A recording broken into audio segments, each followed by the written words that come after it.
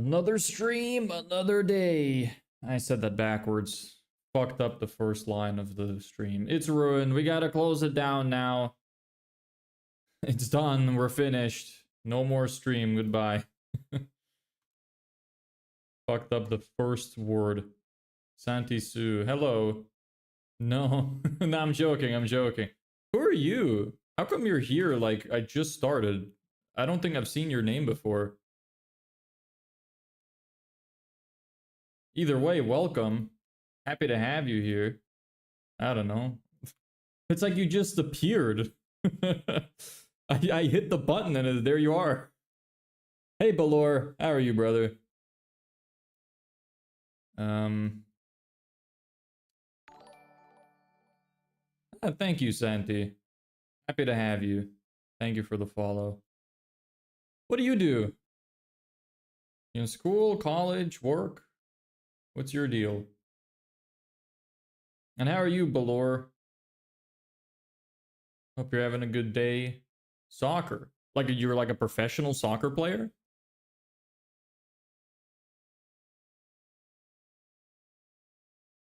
No. Do you want to be?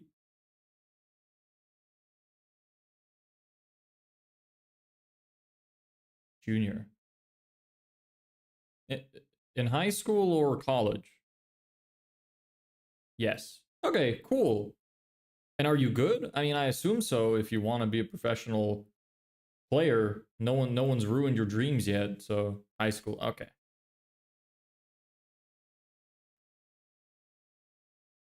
Is it not streaming on Twitch? No, it is. You're there.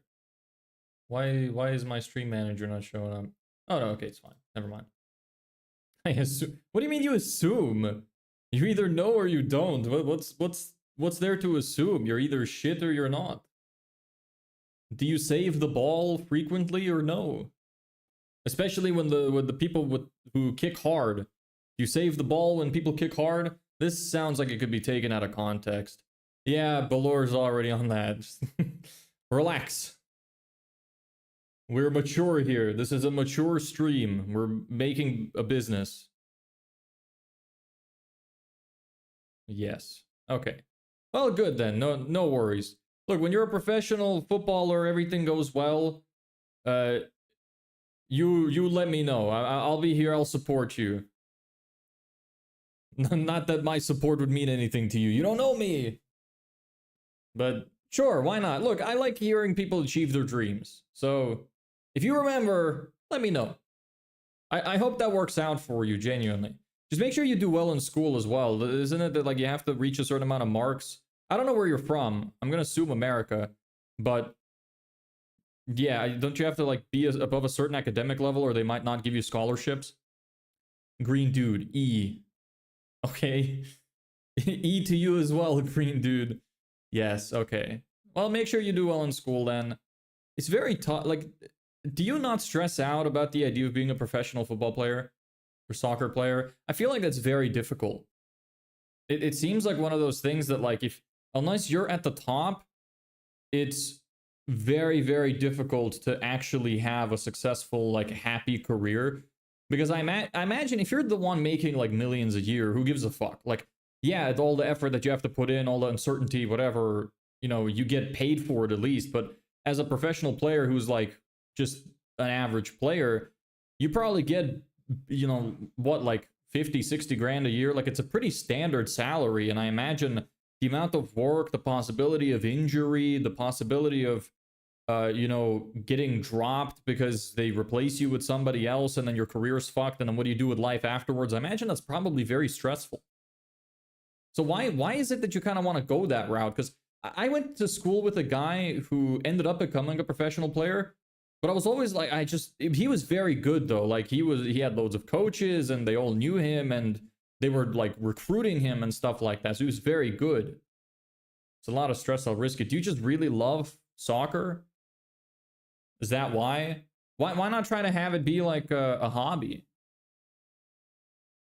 I'm not, like, I don't want to put you down or anything. I'm just wondering, like, unless you're very, very good and you try very hard, you're gonna kind of struggle. I'm getting a scholarship. Okay, in that case, great. And do coaches regularly like praise you? Do they say you're good? Do they think you have a good chance? To be honest, in my opinion, what matters in football is teamwork and techniques. I mean, yeah, that's definitely part of it. From another team right now, yes. Okay, great. Well, I'm happy for you then. Look, I really hope it works out for you. Train really hard, be consistent. Consistency is key, and I'm sure you'll do great. But also, don't be a dumbass, you know? Make sure you study.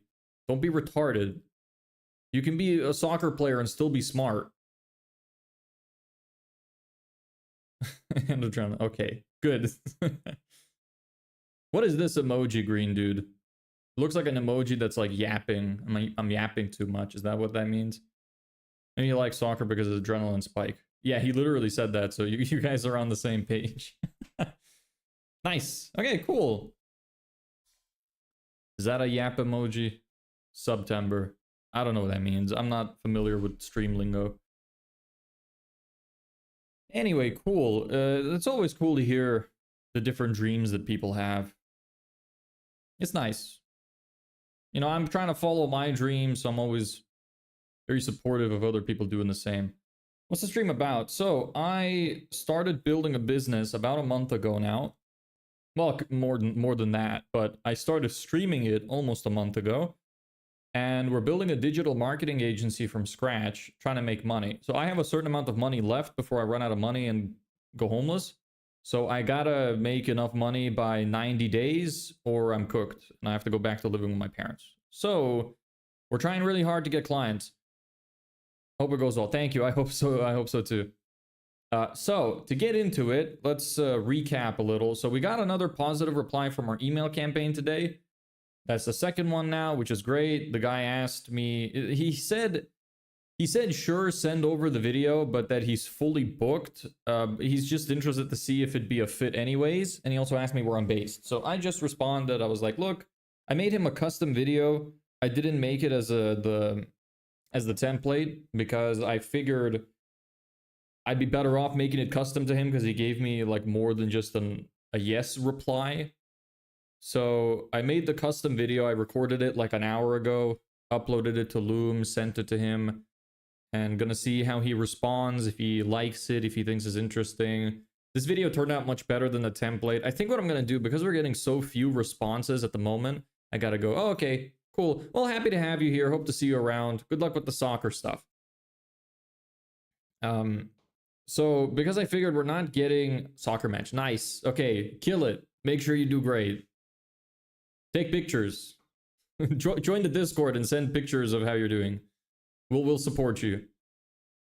So I decided I'm gonna make custom videos where possible to like actually incorporate some stuff from that person's website or from like context. Just because I think that we're not getting many replies right now, so every reply we get, I might as well try to maximize my chances of a positive response to the video.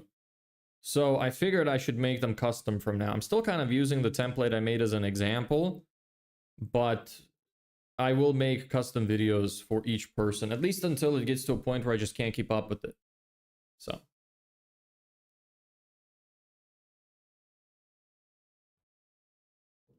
So today I figured, since we're starting to get some replies from the campaigns, I should script out my nurture system from those campaigns.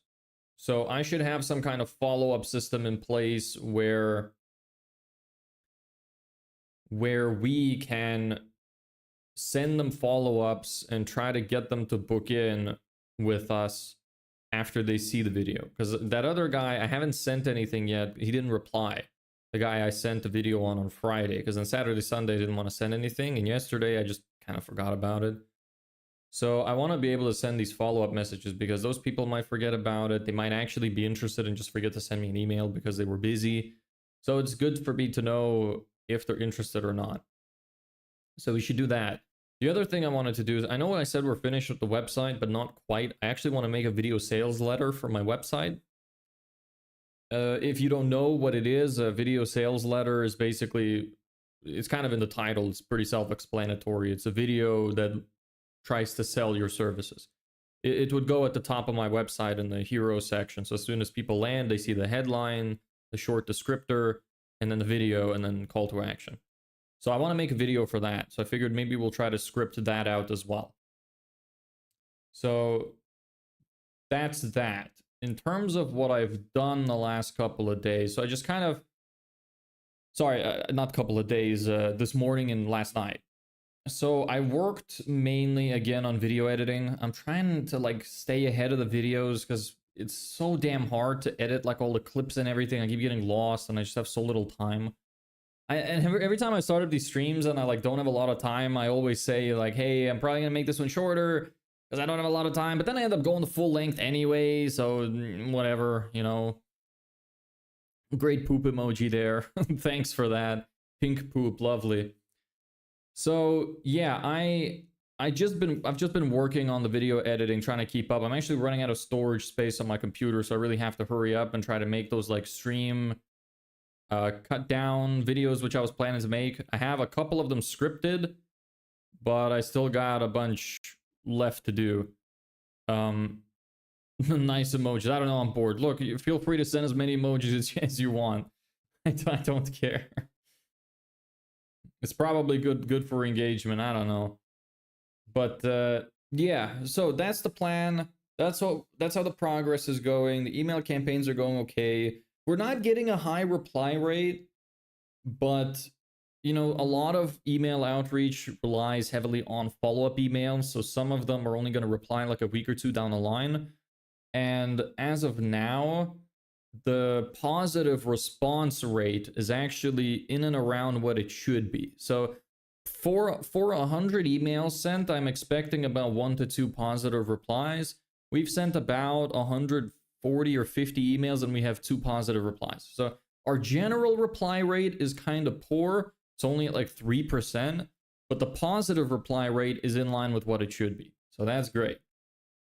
So yeah, the things we're going to work on is the video sales letter and then the emails. Not sure which one's first. Not sure how much focus I'm going to need to make them. Probably a lot because copywriting, in my opinion, is a bit difficult. Maybe we're going to use ChatGPT to help us out a little bit. The thing is, if you know copywriting, using something like AI to help speed up the process is a really good idea. Because, you know, I can recognize what's good copy. I don't have to invent new copy. I don't have to invent new words.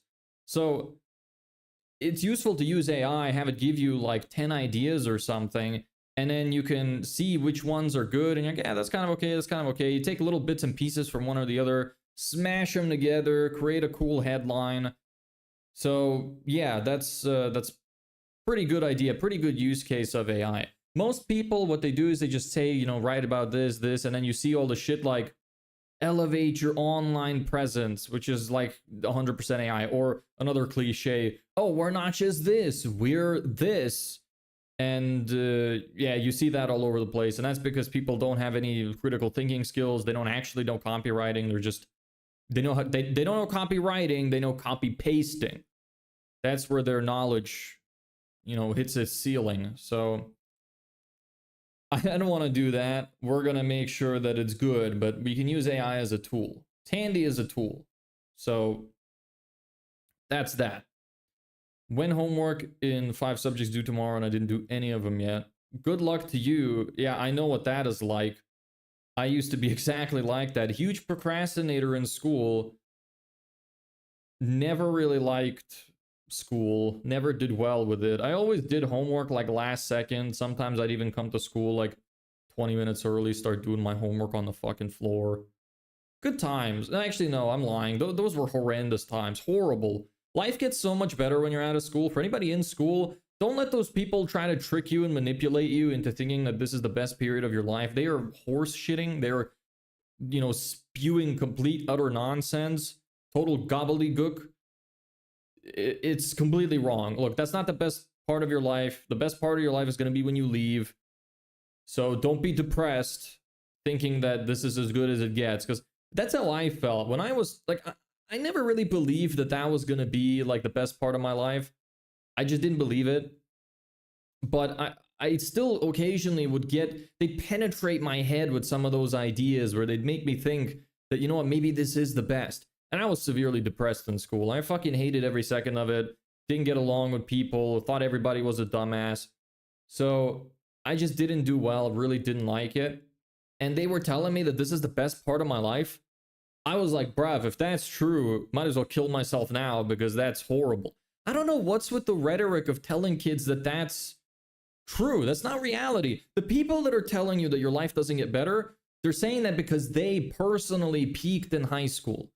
Doesn't mean you have to peak in high school. And I would really recommend against peaking in high school because that would be very depressing. So yeah, life does get better if you actually put in the effort.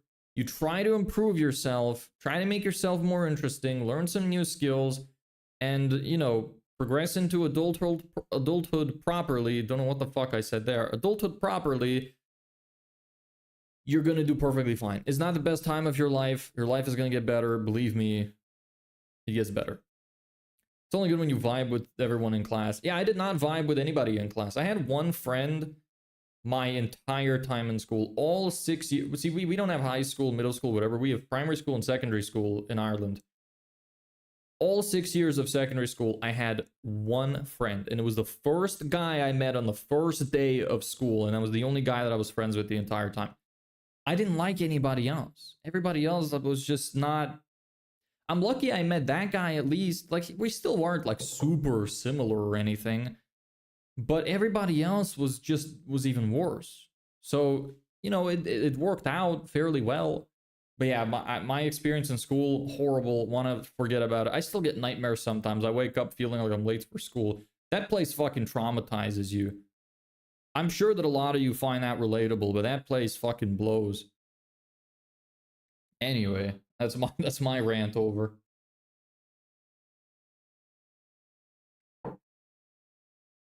Okay, so what do we want to get into today? I already went over that, so let's go get right into that. Green Dude agrees. Nice. What's your experience like in school?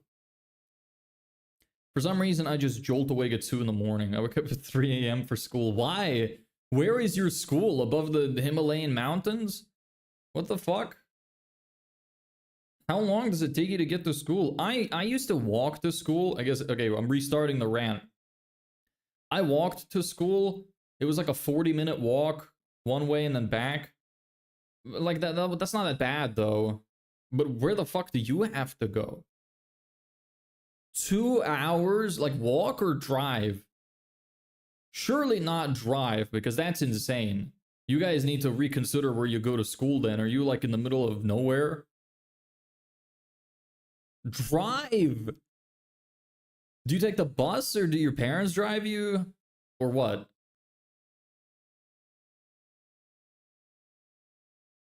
That is crazy. That's how long it took me. That's almost how long it took me to get to work. When I worked in audit, it was an hour and a half on the bus for me. So I kind of feel the pain, but holy shit. 2-hour drive to go to school? That is depressing. Walk to school uphill and downhill and cross the Pacific Ocean, Atlantic Ocean 3 times. Same thing. Yeah, it sounds like the stories our parents would used to tell us, you know? That they went out like butt ass naked in the snow and like negative 25 degrees and had to climb mountains to get to school. You know what? We make fun of that, but we're gonna do exactly the same thing as parents. We're gonna be looking back at like COVID times. We're gonna be like, there were fucking bodies piling up in the streets. You had to kick them like to get past them. Had to use a fucking shovel to shovel them away. You know, there's blood everywhere, guts flying out of people's bodies. People were shitting out their internal organs. Everything was catastrophic. Couldn't go anywhere. Couldn't leave your house. And we had to go to school. Actually, we didn't. We didn't have to go to school. At least we didn't have to go. Look, it was that bad we didn't have to go to school. That's how you know it's fucked up. Because school will make you come in.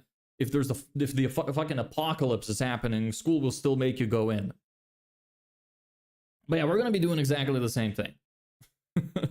At least I will. I don't know about you guys. I'm going to be explaining the COVID situation exactly like that. And I guarantee that the history books are going to explain it exactly like that as well. Really makes you think how much of the stuff in history is exaggerated, right? I think about that often. Anyway.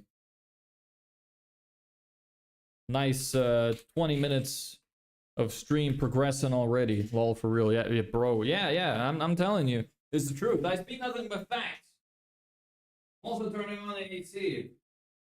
Because it's fucking hot. And then in a few seconds, I'm going to be getting real cold again. Anyway, Balor, or anybody else, do you want to suggest a new drawing? We've had that one up there for a while. For anybody on shorts, that's what I'm talking about. Anybody want to suggest something new I could draw? We could replace something, perhaps. We have a tree, a present, a dumbass with a dunce cap sitting on it. And then Rip Balor because he got his ass beat one of the days. And then an egg with glasses that's supposed to be Andrew Tate. What else are we going to add? Anybody have any suggestions? Always saying you're going to turn on the AC. Yeah, literally, every time. Draw 1+1 or something. That's kind of boring. We're learning about Nazism in history class, so whenever the teacher turns her back towards us, half the people show the Nazi hand sign. Look, it's good to be able to make fun of stuff. You know, it makes the life... It makes life more bearable to be able to use humor to, you know, lighten the mood. Yeah, that's funny. I like that. Like, yeah. Hey, stranger, how are you, brother? Your text is getting cut off. What's up? All good. How about you? We're going to be writing emails and video sales letters today. How are you doing? Wait, that's Andrew Tate? I thought that was Minions. Yeah. Yeah, it was meant to be Andrew Tate, but then it just really fell apart really quick. So I suggest something. Just something, anything. Like, not 1+1 though, that's kind of lame. Give me a different suggestion. And we'll draw it. I'm good too. Nice. Nice. Up to anything interesting today? What do you do again? Are you in school, college, or work? Starting to, you know, forget. I remember the names and profile pictures, but the individual stories are starting to become fuzzy.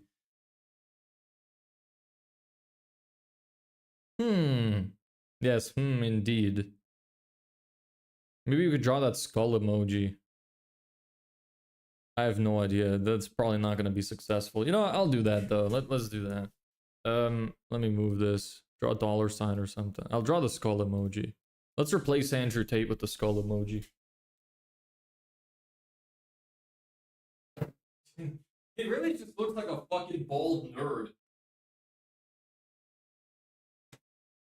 Well, we're gonna replace it now. How does this emoji look? Okay. Big head, empty sockets, cheekbones. Alright.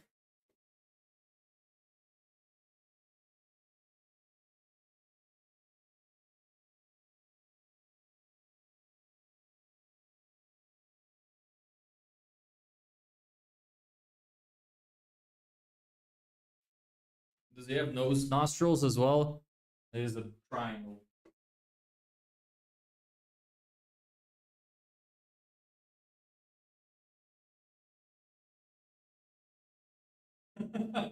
Perfect. Yes. That's 1-to-1. Beautiful. I'm an amazing artist. Can you repeat what you were saying? Yeah, I was just saying, what is it that you do again? Like, are you in school, college, or work? I'm just starting, the individual stories of everyone is becoming a little fuzzy. Like, I remember the names and profiles, but everything else is starting to kind of blend together. Oh, yeah, beautiful skull emoji. Yeah, I'm in school. Okay. And how's that going? What are your plans when you're finished? Yes, Balor. Skull emojis. Nice. Alright, so like usual, we're going to get to about a half-hour mark, which is enough for us to cover everything, have a little bit of banter, and then we'll get into the work. So about another 5 minutes. Big ass cheekbone, but I could do it better. You're welcome to try. I modeled it after my own skull. Look at my cheekbones.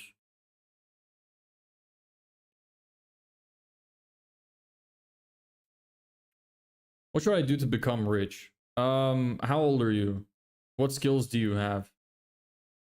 Step number 1 is learning how to ask better questions with more context.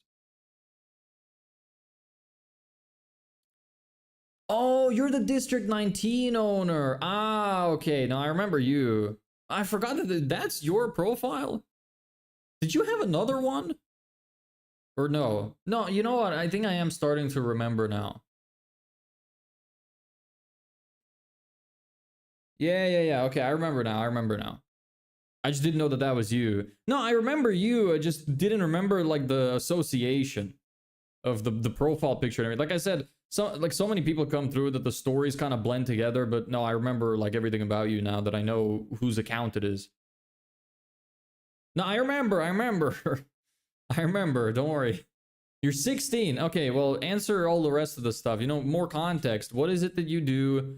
What are you good at? What are you going to do in the future? What are your plans for college? And then ask how you want to make money. You mind showing the VSL? I will. I don't have it made. I'm going to script it on stream.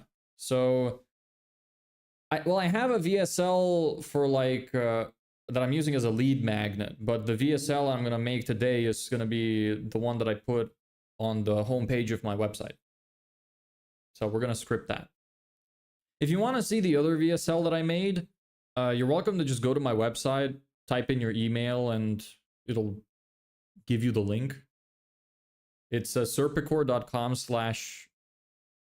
Actually, just go to serpicore.com and then click the first button. And it'll take you to it if you want to see that one. That's for a lead magnet. Never mind, I suck at drawing the skull.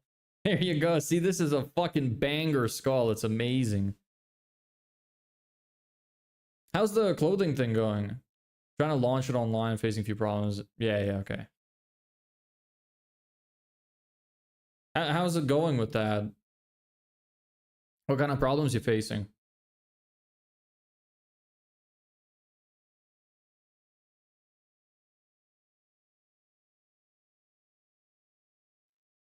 Best for you is to follow something that you can do for free so you enjoy doing it and eventually you'll become best at, hence you'll be rich.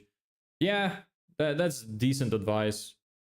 Just pick something you like doing that you're good at and do it consistently every day for many years, and then just make sure that thing is monetizable.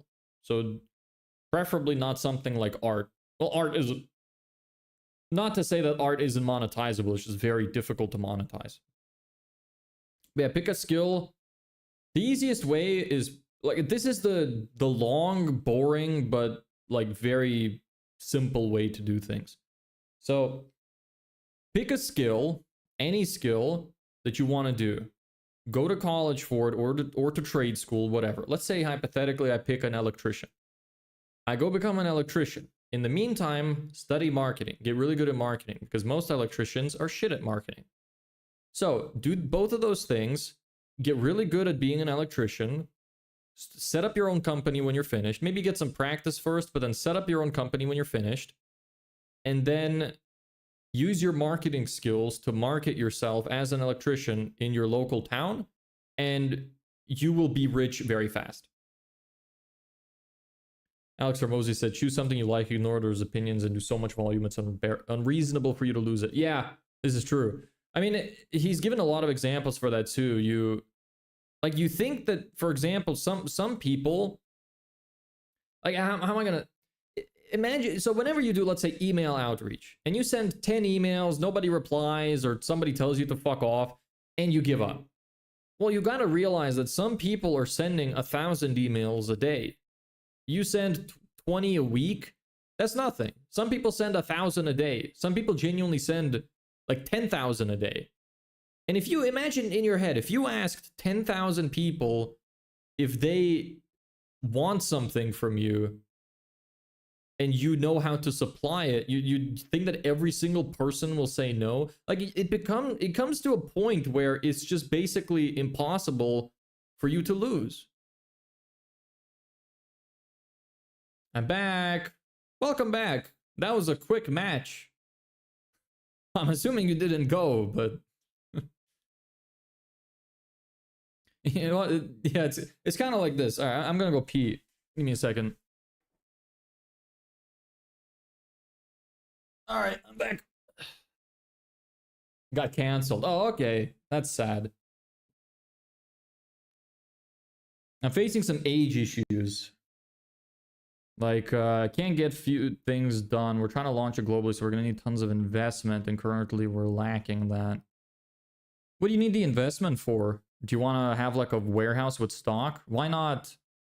Why not increase your shipping time and then do it as an on-demand thing? That'd help you get started. It'll give you some seed investment just by selling a lot. And then you can worry about opening up warehouses. Rain, there was a scout, didn't get to play. Aw, that's sad. Rain sucks. Where are you from? I hate rain. I grew up in Ireland. Rains all the fucking time there. I'll kiss you softly on your forehead and read you a bedtime story? What? What are you talking about? Do you want a bedtime story? I can read you a bedtime story. Just give me the story. I'll read it on stream. What are y'all working on if you don't mind sharing? I'm not involved in that conversation.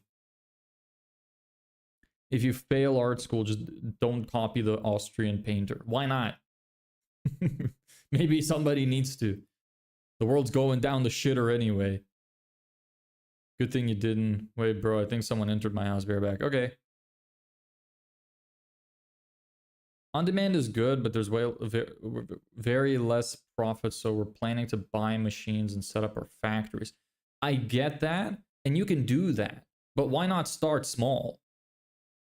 You can start with more on demand or small packages which you send to yourself and build up the money to be able to afford the factories. I mean, obviously, you can also do the investing. If you could get enough capital investment from people, then more power to you.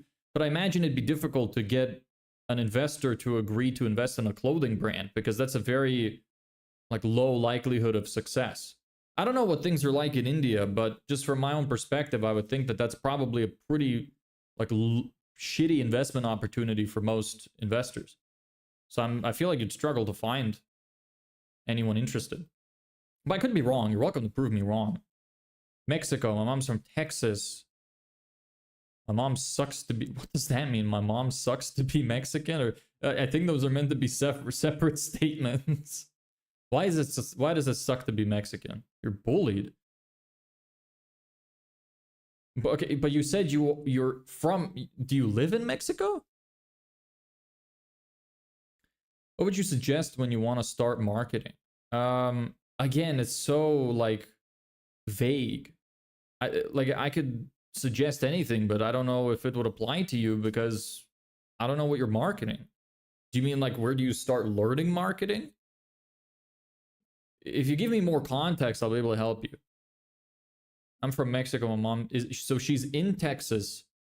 Do you live in Mexico or do you live in Texas with your mom?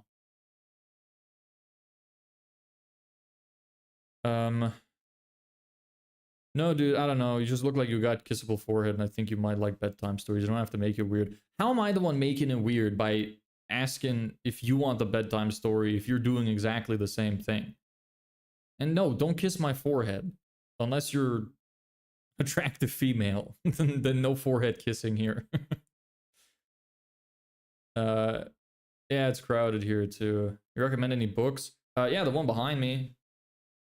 Let me slide myself over a bit. Pitch Anything by Oren Klaff? Yeah, Oren Klaff. $100 million offers. Alex Hormozy, $100 million leads. Alex Hormozy. Scientific Advertising by Claude Hopkins. Never Split the Difference by... Can't remember. Those are good ones. Those will get you started with sales and marketing. All this shitty in India. Yep, maybe. Yes.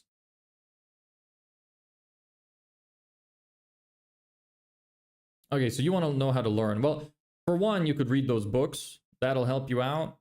Those books are great. The other thing is just do a lot of research. Try to learn yourself. Books are probably the easiest way. So the ones that I gave you will get you started in advertising, teach you some marketing principles, and teach you some sales principles. And after that, you'll probably get a pretty decent idea as to what kind of information you're looking for. So what are we doing here? What's all this about? So I'm building a business from scratch. I'm live streaming a lot of the process. Not everything, but anything that I do off stream, I fill you guys in on how it's going. We launched our email campaigns. They're going decent. We got 2 replies out of about 150 emails, 2 positive replies, which is about expected. We're expecting about 1 to 2 every 100 emails, so that's within the range. Trying to get some customers.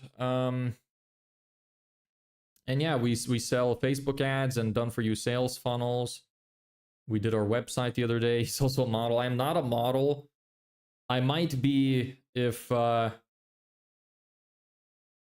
Stranger still wants me to model for him. Business from zero. Yes. Yes. So we're making our way there. Once the emails start sending 100 emails a day, we can expect to ideally get around 1 new positive response a day. So about 5 a week. And out of those, I imagine some people will probably be interested. So we might be able to get a sale sometime in the next month. I hope so. Otherwise, we're going to have to change something. I've read $100 million leads and offers. Game changer. Now waiting for the new one. Yeah, me too. I already bought it. It's pre-ordered. But yeah, those books are great. What do you do, Proteon? Yeah, 100% you're still priority. Okay, nice. Well, hope it goes well for you so I get to do that. Sounds fun.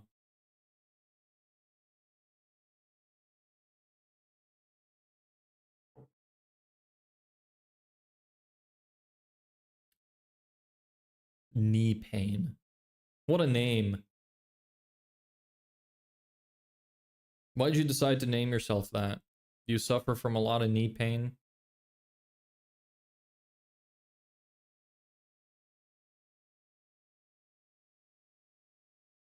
All right, anyway, around now, probably a good time to get started. We're a little late in, actually. Yo, hello, hey. I don't know how to pronounce that. Chickard. I should be careful with saying shit like that because occasionally I'm gonna end up getting like ligmud. I don't think I did in that case. I don't think I said some kind of career-destroying slur online. Nah, okay. How do you say it? What is that name? The profile picture, even though like it looks very small for me, but it looks like a cool profile picture. So do you do YouTube or something? Ah, you do. Yeah, cool profile picture. Opened up your channel. Nice. It's like checkered. Okay. I get it. All right. Okay, then see you tomorrow. I have a lot of work to do. All right, have fun. All right, I have a business opportunity for you. What's that? What business opportunity? Bartek, hey. So you're a YouTuber now? No, I'm just I stream the stuff that I do in my business now every day. I've been doing it for 3 weeks. But no, I'm not a YouTuber. I'm still trying to set up the digital marketing thing. Yeah, I started on YouTube. All right, nice. Bartek, what brings you around here? Are you subs to the channel? Did you get a notification or something? What do you do, bro? I'm building a business from scratch, a digital marketing agency, and I'm showing what I'm doing behind the scenes. I'll leave after the business opportunity. He's interested. Sounds like a YouTuber. Well, it's not, because I'm still working on the business. The thing is, I figured that if I'm going to be working on the business anyway, I might as well record what I'm doing because, first of all, it'd be really cool to have it be immortalized into the YouTube ecosystem if it works. And secondly, since I'm doing the work anyway, I might as well record it, get a bunch of clips, a bunch of content out of it, so it actually saves me time and helps me grow my online presence. What do you mean coping? I'm not a YouTuber. I don't have enough subscribers for that, and I don't think I will get there. Look, if I wanted to be a YouTuber, I would pick a lot more of an interesting topic. I'll tell you that.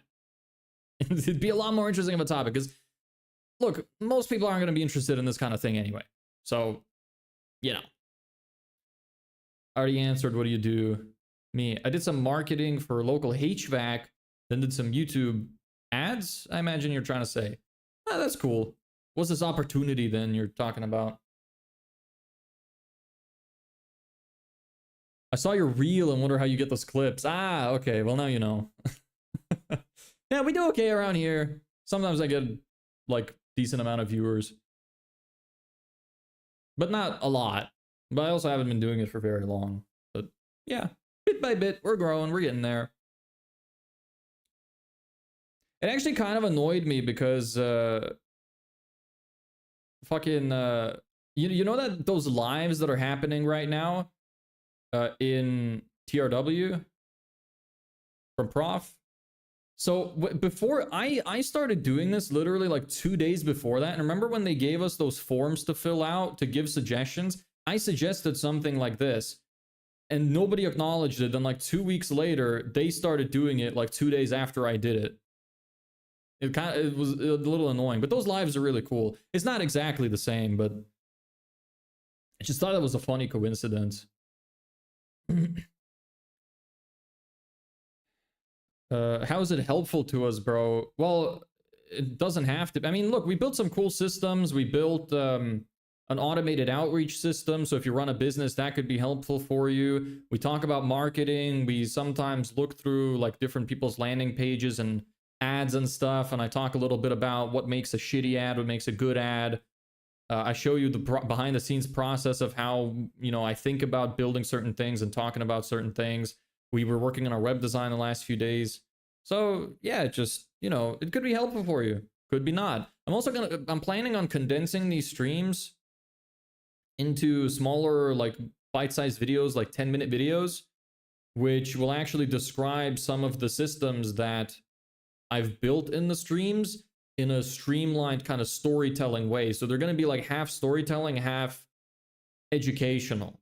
So those I think will be really cool. But mostly I'm doing this to immortalize it into the YouTube ecosystem. That's my goal. My goal is to make money from doing it and make sure it's all recorded from the process of doing it, because I haven't seen anybody do that before.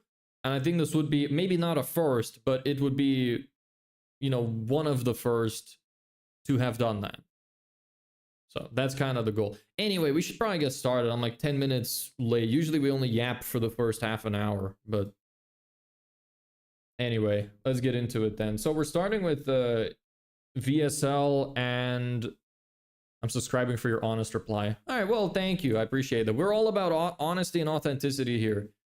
No, nothing hidden here.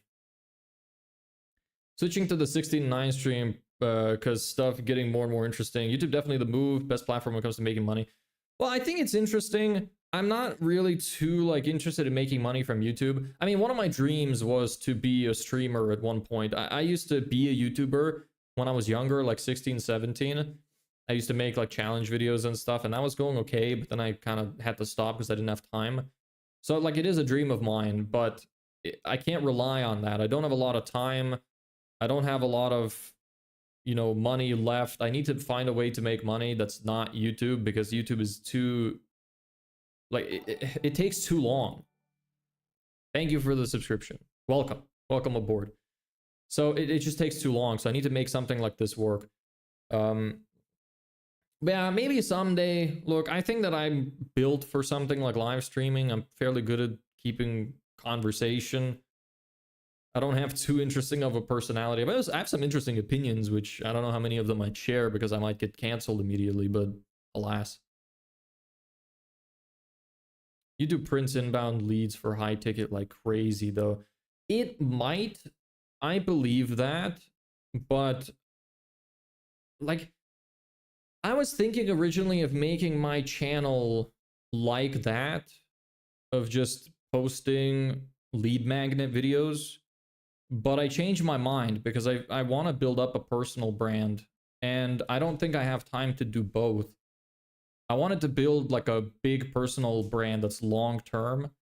So focusing on those kind of videos, I just don't think would be in my best interest. Maybe I could occasionally post some stuff I make, like some video sales letters I make for myself, like the one on my website. That would probably be decent just as a YouTube video as well. But I don't want to prioritize that. I had a second channel I made called just this name plus business, but I just don't have time to post on both. And I figured I'm better off just posting to one. And mixing this kind of stuff where like I'm building a business from scratch with videos trying to get clients, I just don't think is a good mix, because some people might see one and then see the streams or something and might think, well, why would I want to work with this guy? He's new, whatever, blah, blah, blah. They wouldn't know much about me. Whereas if I pick one side where I'm just honest and authentic like now, at least some people who will come by will see that, will hear my expertise, will listen to me, see that I'm honest, I know what I can do, I know what I know. So it feels less like a lie, which it would feel a little bit like a lie, I think, if I did both. Maybe I'm overthinking it, not sure, but anyway, that's why. Wait, I never asked your name. What's your name? It's my channel name. That's just my full name. Deborah, that's my first name. Or you can call me Dev.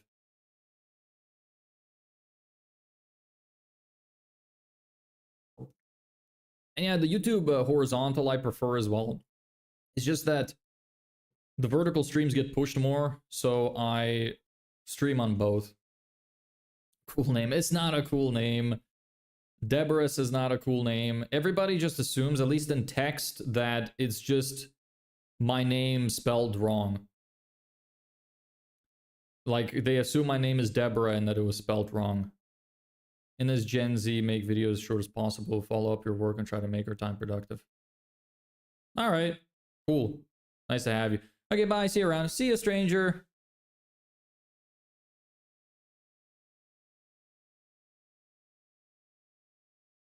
I've decided to switch my content strategy as well. Crying, probably even trying, yeah. Crying to get into storytelling and being authentic. Yeah, that's what I'm really, what I'm really like focusing on. These streams condense into really good 10-minute YouTube videos of storytelling.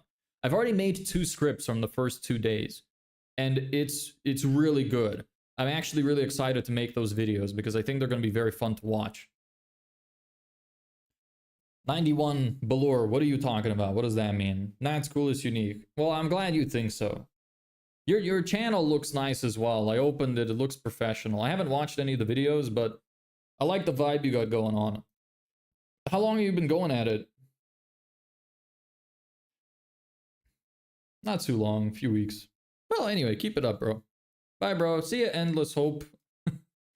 Endless Hope kind of sounds both positive and pessimistic for some reason, because it has the word end in it, but then endless, I don't know, seems interesting.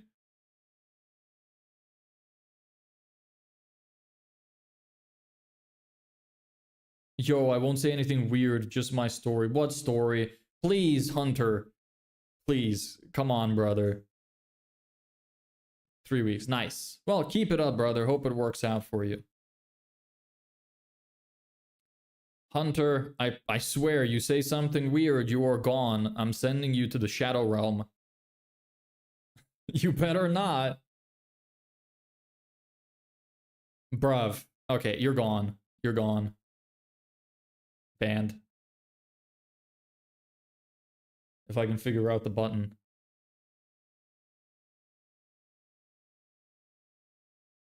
I have PTSD, don't. I'm sorry, bro. You want me to give you one more chance? You better start pleading. Hunter, don't make us suffer. Yeah, this guy always comes in here and says a bunch of weird shit. Forever Hope, does this sound positive, my guy? Forever Hope sounds more positive, for sure, than Endless Hope. It's kind of weird because Endless Hope is obviously a positive message. Progressive power. It's not that. You talk about weird shit all the time. You don't learn your lesson. You know, I just don't want you to be disturbing to a bunch of the young fans and viewers in here. So just look, don't be weird. I promise you. Look, I'm promising now on camera. I'm a man of my word. I promise. Every time I make a promise, I keep it. I promise the next time that I decide something you said was too weird, you are gone. Straight to the Shadow Realm with you. You're getting sent to the Gulag. Do you understand? I hope I'm making this very clear. Anyway, let's start getting into it because I'm not going to get shit done if I don't start. Currently working on... What do we start with? VSL or emails? Writing video sales letter. VSL. Start with that. If your battery level is less than 38%, ban him. I don't think it is. I keep my phone pretty high. It's at 62. What business are you doing? Digital marketing agency. We run Facebook ads and build done-for-you sales funnels for landscapers and other service-based businesses. Okay. So let me find my documents here. Where was I writing my website sales letter? I wrote a draft. So I figured we'll start with the draft. Website. No, this is a training video. Website, homepage, VSL script. Here we go.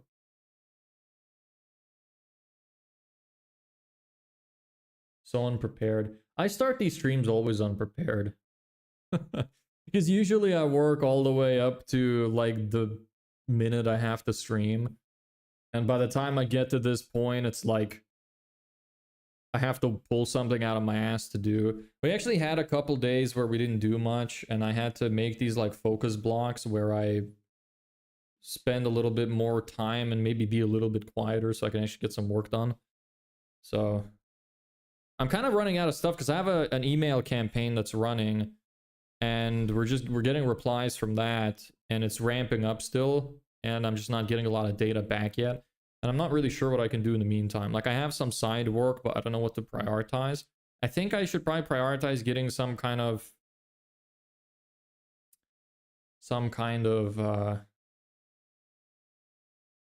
DM system going, like outreach system. I don't know. I'll see. Do you recall that? Arno got this message once. What message? Cold calling live? No, I can't because of privacy issues. I thought about it, but I couldn't do it. I was thinking of maybe doing sales calls where I record sales calls that I take and then I could analyze them on stream. I thought that would be cool, but can't do cold calling live because of privacy issues. The so unprepared. Oh no, I don't remember that. I actually, since I've started this, I've barely spent any time there. Like, I've been really out of the loop for like the last 3 weeks. So I don't recall those messages.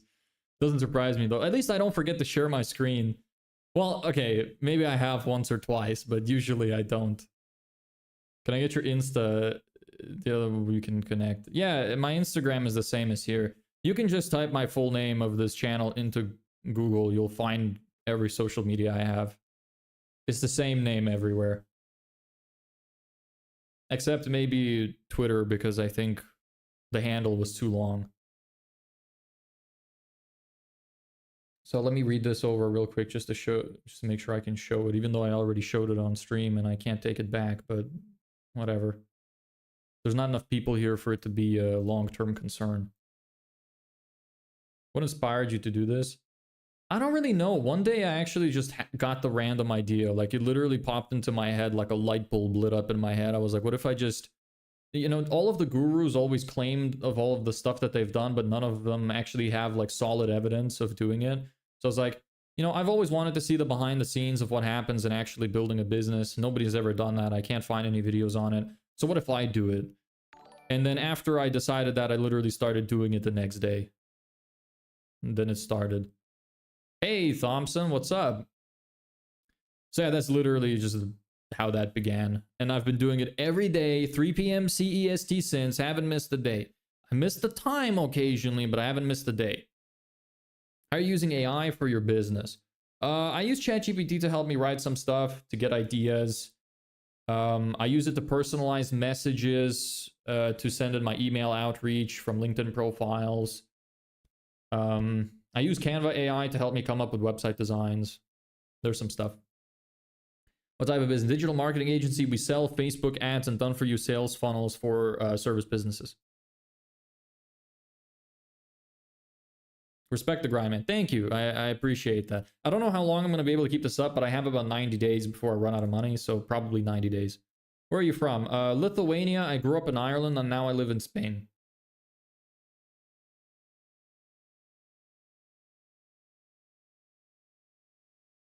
Okay, so this is fine.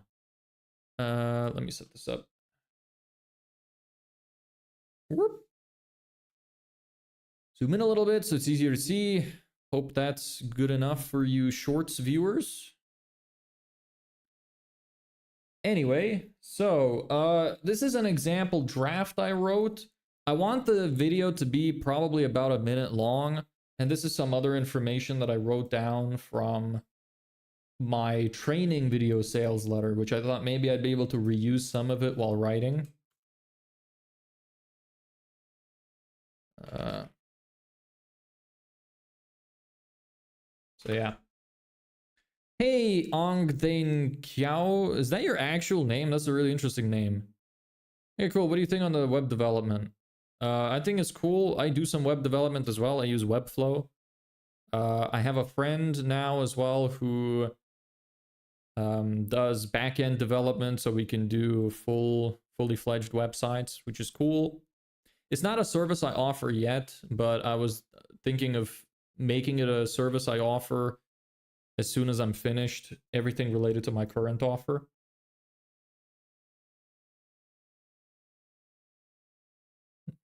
Yeah, web development's cool. Yes, I am from Myanmar. Oh, cool. Did I completely butcher your name? I probably did. I'm sorry. Got some German client who does tobacco shisha. Yeah, I saw that actually. I read over that today. I have to do 30 post reels for him. How much did you take for it? Because 30 reels sounds like a lot. Are you doing all the editing and recording as well? Is there a value of web dev in Spain? Probably, but I imagine you need to speak Spanish. Copywriting is pretty important in my opinion when it comes to web design. I know a lot of web designers don't know copywriting, but I think they should, because otherwise the website is not really that useful. What degrees do you have? I have a higher certificate, which I got in 2 years in college for business management. And I don't have a degree for it, but I spent 2 years with chartered accountants before I decided to leave and start my business.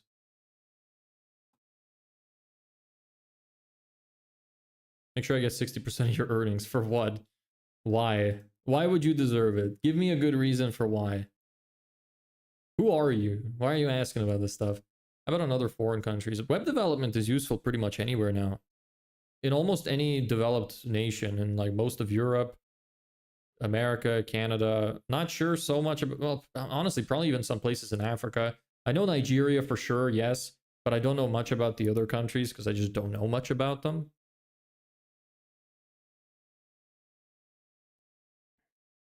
Not in Asia.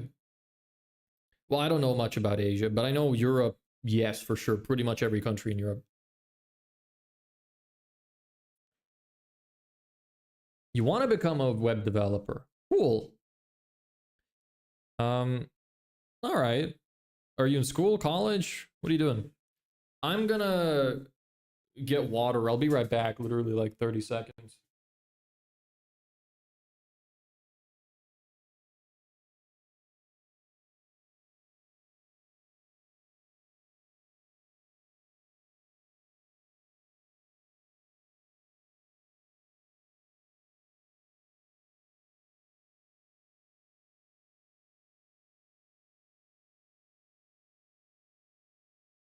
I'm back. I deserve 60% because I want it. Yeah, great reason. Yeah, I just started. All right. And how's that going for you? It is very popular in Asia. I mean, I imagine web development nowadays is probably popular literally everywhere, except for like some very niche countries. It's a very great skill to have, especially because a lot of web developers are super shit. A lot of them have like really bad experience with cyber security, so a lot of their websites are like easily crackable. A lot of them don't offer backend implementation, they only do the design. So there's a lot of opportunity there. Web development honestly is good. If I hadn't went to editing videos the route, I would have chosen web development. Yeah, it's a great skill to have nowadays for sure, especially making very nice websites. We spent the last few days working on web design in the last few streams. So it's a networking client. It's from Alex, a Bulgarian colleague. And right now it's 400 euro, which is fuck all. Man, that is low. Supposedly the guy has money. He isn't sure about all this marketing. So for this money, I will only do the idea generation and editing. You know what might help? Just for future. So I decided to actually start offering like a trial for my services as well. I kind of took inspiration from Prof when it comes to that. I feel like it's good to have like a fee, which is your main fee, and then the trial fee. So you give them the trial, and if they're happy with your work, they pay the full amount. Because that way you don't have that issue where you take a small upfront payment for like as a maintenance fee, and you end up having that consistently, and it's hard to increase prices because you've already agreed to that price. Whereas if you make it clear that it's a trial payment, then you give them the trial. If they're happy, they're getting good results from it. Well, then you're like, okay, well now if you're happy with it, you want to keep the system, you got to pay the full amount. And I imagine that probably solves a lot of those like issues with taking small amounts up front. So for this money, I'll be, yeah. Okay. Why is there a character limit here? I don't know. I didn't set it. Ask YouTube. I didn't do the selling here. I didn't even talk to the client. Ah, so was it just Alex just gave you, he was just like, oh, I have this friend who could do XYZ, and you both just agreed like that and started working on it? Or how did that work? You and Alex are really talking a lot now, aren't you? You made that video together as well? That was a while ago at this point. That was like a month ago.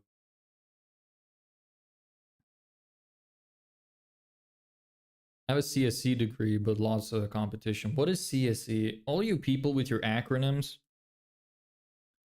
I hate acronyms, man. Just type the full word. There's so many. See, like this is the issue. I put in CSC and it says child sexual exploitation. So I really doubt that's what you meant. This is why I hate acronyms. Like, don't just type the full word, please. Nobody in any other industry except people in your industry understand the acronyms. Okay? Please just use the full words. See, there you go, Bartek. This is exactly how these clips happen. Computer science engineering. Okay, thank you. Look, this is just a note for the future. Look, just say the full word. Nobody knows what your acronym means except other people in your industry. Basically, Alex didn't talk to the client as well, so web. Oh. So you didn't talk to him at all? Alright. Well, at least you get some money out of it. I'm kind of desperate for money. Do you want to split the client? I'll do 15 videos. You can do 15 videos and we split the 400. Computer science engineer. Yes. We've established this now. It is not child sexual exploitation. Big difference. Look, I know it's easy to get confused sometimes, but there's a huge difference between computer service engineering and child sexual exploitation. They have a little bit of overlap, but not much.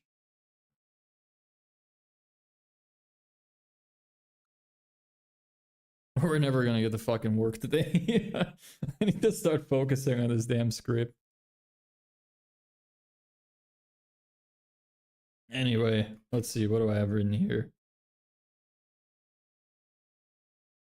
I don't even know where to start. Okay, so Kamsi, hey, welcome. Nice to have you here. So I think I should probably make some kind of outline. So, we need an attention. Let me put attention grabbing headline. You know, some kind of quick offer. Well, then I guess that would go into the headline. Explain the offer more. Have a guarantee. Include some urgency. I'm off to work. Bye bye. Hope you have a good time at work. Nice to see you here. Maybe I'll see you again tomorrow. Thanks. Bye. What else do we need? Urgency. Attention grabbing headline. Explain the offer more. Maybe agitate, pain point. Guarantee. We also want What else do we want? Discourage other options.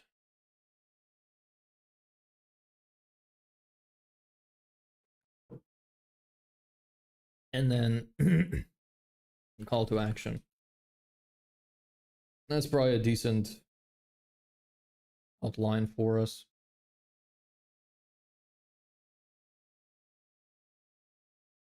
I also kind of want to rework my primary offer, like my headline, because it's a bit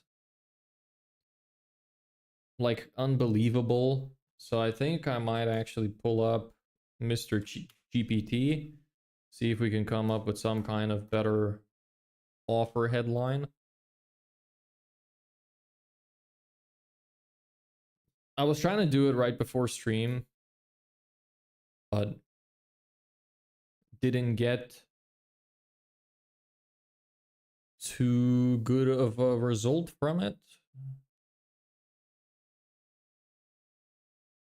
Give me a sec.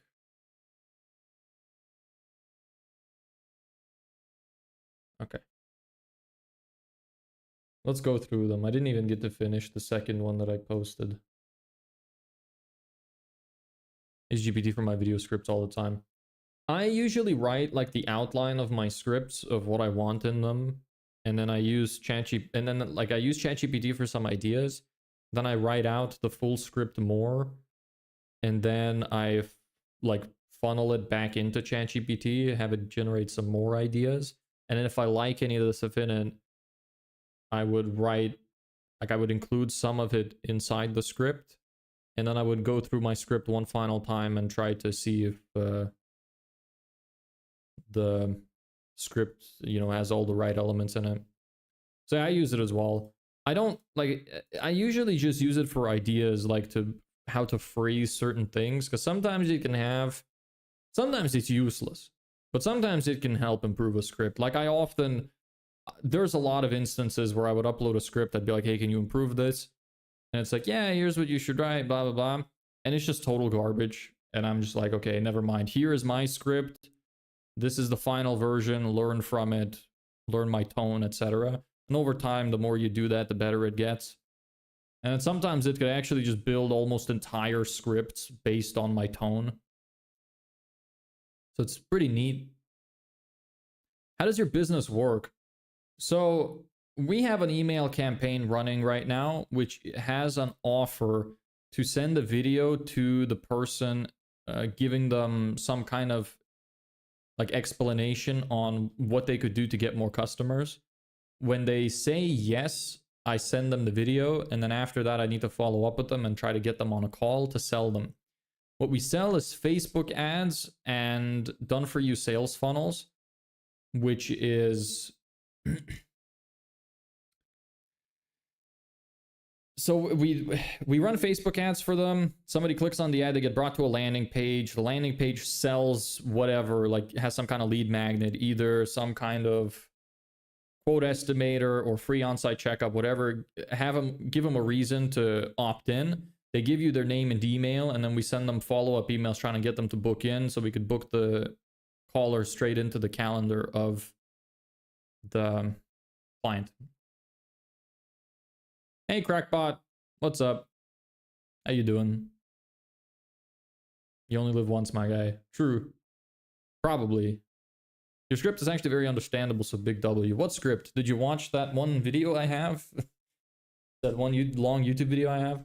Are you using GPT-4o? What should I be using? Should I be using Grok? Should I be using Claude? Should I be using Perplexity? I like 4o. I'm used to it.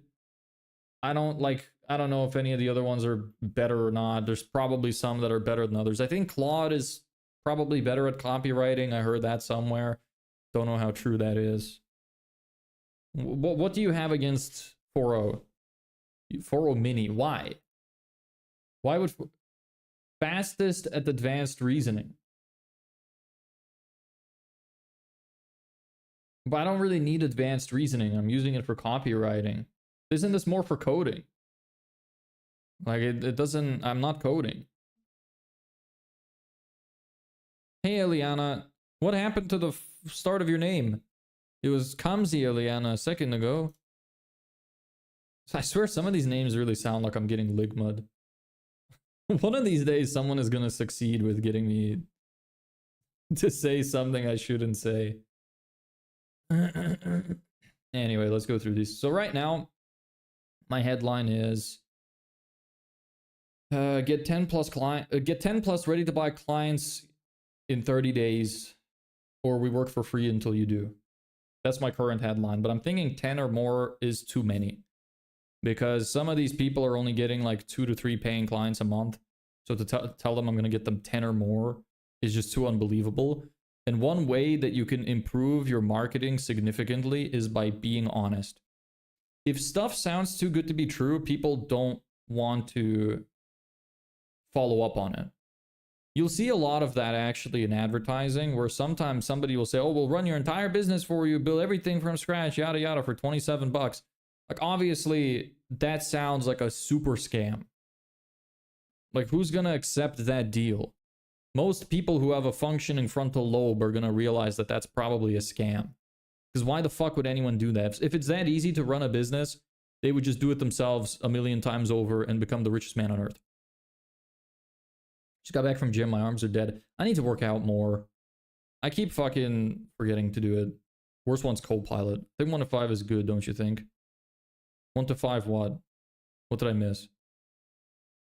What do you mean by 1 to 5?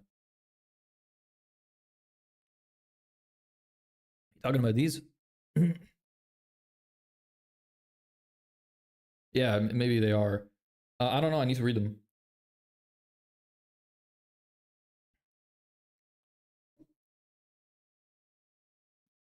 Maybe fill your calendar with quality jobs in 30 days would be good.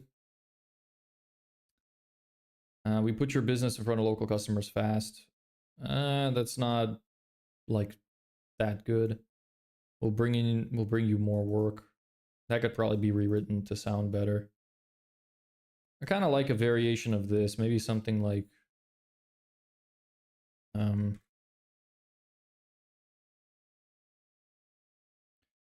fill your calendar with new customers in 30 days.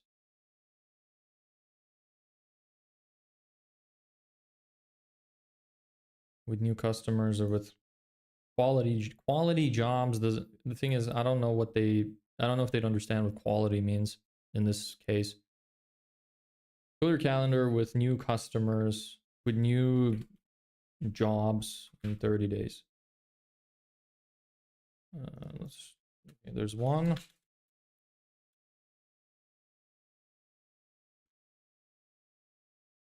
I'm downing some caramel flavored protein right now. It's beautiful. You love your snacks, don't you? You love your cookies. Where are your cookies at? Put your name in. Okay, don't like that one. Tired of slow months. 2 on the nose. Book jobs or we work for free. 4th one is good. Yeah, you're probably right. But it's not super specific. I think something like new customers is better than book jobs. New jobs, maybe. New booked jobs. Running low on cookies, don't remind me. Wouldn't you want me to remind you so you can go stock up? Or are you trying to quit? Trying to quit the cookies? Too many cookies.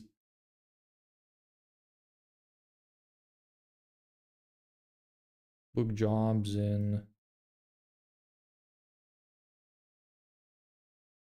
or we work for free.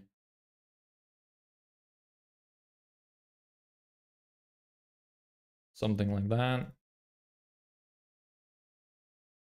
I need the sub headline as well. We run local ads that bring in serious ready to or keep working until they do. That doesn't make sense. New opportunities. Opportunity is too vague of a word. You don't want to be vague in copywriting. Cheap cookies, they're too addictive. They got dodgy stuff in it. Yeah, true. What about digestibles? Have you ever had those?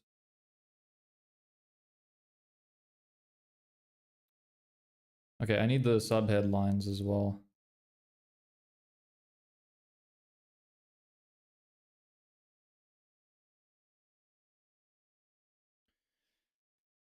We run local ads that bring in serious, ready-to-book customers.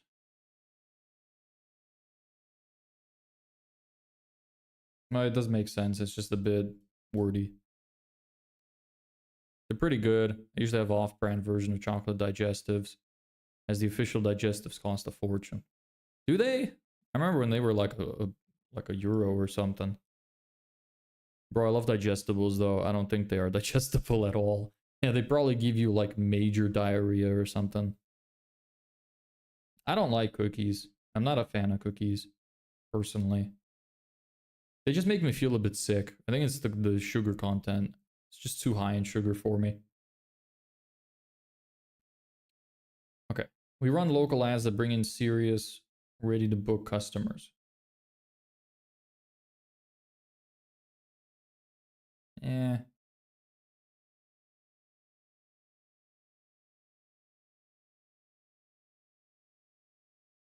Stop relying on word of mouth. Yeah, that's not bad. We can work with that.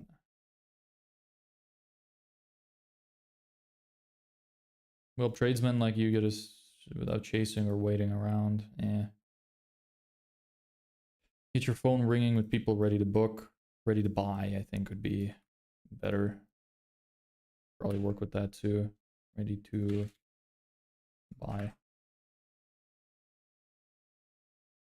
Oops. Doxed myself. Did some rewrites on my scripts, made it so the AI is broken down into sections like AI email handler and SMS handler. Nice. Good stuff. I still need to make that mapping for you, right? We need to think about how that's going to be laid out. So little time in the day and so much stuff to do. Okay. No chasing leads, no wasting time. Yeah, okay. System to get you new customers every week. I don't know. We bring local customers straight to you on autopilot. Don't know how I feel about that. You keep working your trade, we handle the marketing. Don't like that. I work on some small stuff which marketers will use to promote or handle clients. Researching other ways people promote, finding ways to automate. All right, nice. We bring you new job inquiries. Inquiries, what a word to use in a headline. You need to write stuff at a 5th grade English level or people are not going to be interested. Facebook ads, local targeting, a full system done for you so your phone rings more without you doing more. And that's kind of okay. Maybe we could tweak it. I also accidentally went 250% over my API rate limit on MailSack, so they're not happy with me. How did you already go over a rate limit? How many messages were you sending? It seems like that's a very low limit. Like, were you just sending them repeatedly? What is the rate limit? Like, usually the ones I'm used to, they're like 5 or 10 API requests every minute or something. It was a free version. We check. Okay. Yeah, fair enough. Every 30 seconds, I left it running overnight like an idiot. Rough. Reliable way to get more local jobs every month. That's kind of okay. Because they have issues with reliability. That's one major thing which we're kind of trying to solve for landscapers is most of them rely on word of mouth because they don't have marketing systems in place. So that's, one thing that's a thing that we can sell them is reliability. They say I sent 5,300 requests. Yikes. Yeah. Did they you're saying they're not happy with you? Like, in what way? They allowed the request, which is weird. Isn't the point of rate limits that they should fail if you break the limit? Do they not have that system in place? They're just complaining to you like, hey, you went over the rate limit. Send an email saying you're going to go over monthly rate limit at the rate you're going. Ah, okay. So it was one of those emails. Okay. So it's a monthly rate limit. They have a monthly and then the 30-second one. I might be back. All right. Cool. Have fun with whatever you're doing. Maybe you're taking a shit or something. Hope it's gonna go smooth. I don't know what you're doing, but I'll see you back in a minute then.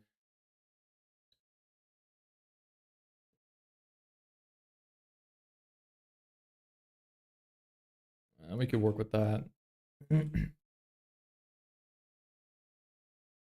Know where your next jobs are coming from. Yeah, but that's not gonna be as reliable for a lot of the, like, as interesting as some of the others for those people. Only take jobs you want to do. Nah. Spend less time chasing jobs, more time doing them. Yeah, maybe. Hope it goes smooth. Hell nah. Sorry. That was a bit weird.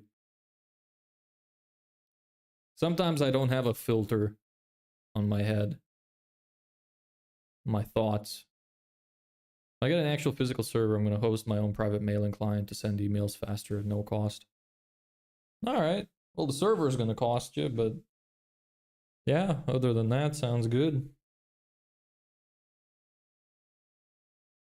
How do you even host your own mailing client? I didn't even know that's something you can do. Does that affect, does hosting your own private mailing client affect your, like, sender reputation in any way?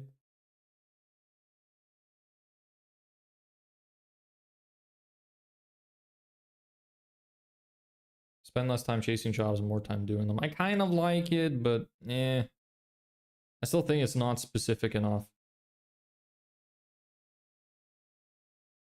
Our ad system brings ready to book leads straight to your phone while you focus on the work. Yeah, that we can work with that. Stop hoping for referrals, start getting booked on autopilot. We build your online lead system, launch your ads consistent, new customers each month. Oops. The sub headlines are much better than the headlines. No, not from my knowledge. Depends on your DNS configuration or something called DMARC. Yeah, I know DMARC. Tells the email service how to handle your email verification without your emails going spam. Okay. So if you have DMARC set up, that's like the main thing for email sender reputation. Yeah, everybody should set up DMARC. It's kind of funny that nobody really tells you about that shit when you buy your own emails. Like, they don't tell you to set up something like DMARC. It's something that, like, I found out about it by complete chance. I really wish that these mailing servers would just inform you that you should do it.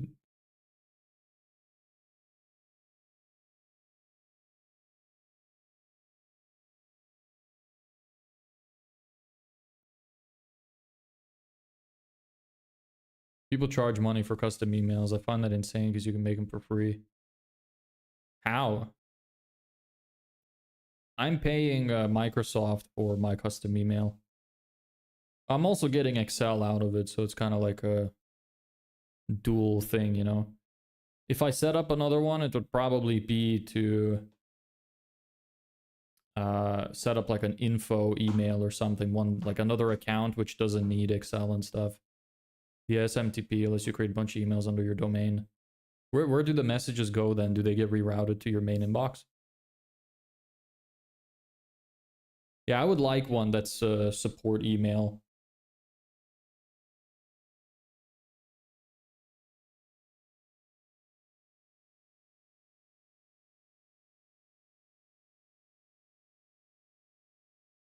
That's kind of okay as well. It's not super specific for, well, it is specific, but it's not going to be applicable to many people. I'd rather have one that's applicable to as many people as possible on my website. You can use email forwarding or just use something like Thunderbird, which is the official mailing software, easy to reply and send emails. All right. Yeah, maybe I should set up a support email for that, because I wanted to set up a support email, but I really didn't want to pay for another subscription for it.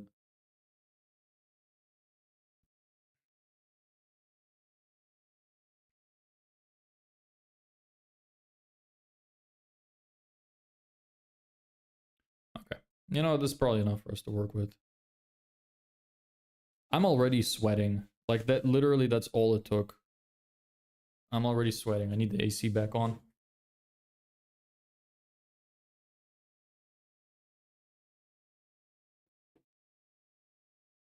Like usual, it seems like this is gonna take longer than I expected, so we might only get the VSL thing done today and no emails.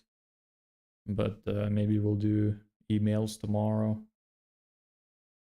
Because now I need to fix up my headline as well, because it's important, because that's what I'm gonna use in my sales letter as well. Alright, fill your calendar with new jobs in 30 days.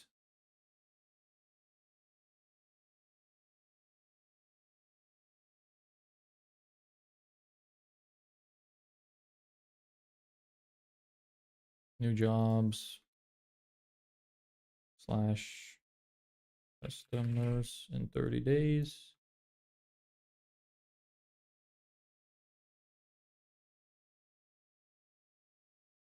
Yeah. I can sort you out for SMTP stuff, just bit DNS configuration, and it will let me create infinite emails under domain, but we'll handle that later on. Yeah, it's not like super urgent or anything. We don't need it right now. Okay, so what are we gonna use? Fill your calendar with new jobs in 30 days. I kind of like that one. In 30 days, or we work for free, something like that.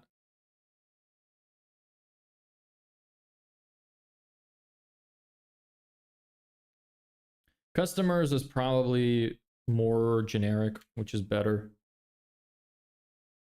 Days. Or we work for free.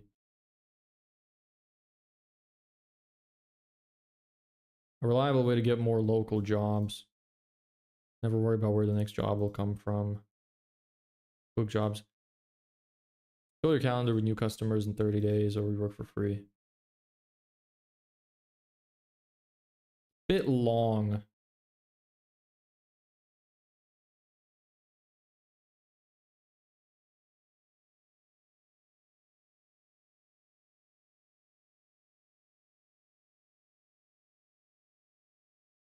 I think that's probably around what we're gonna use though. Stop relying on word of mouth. We build your online system, run your ads, and get you real inquiries.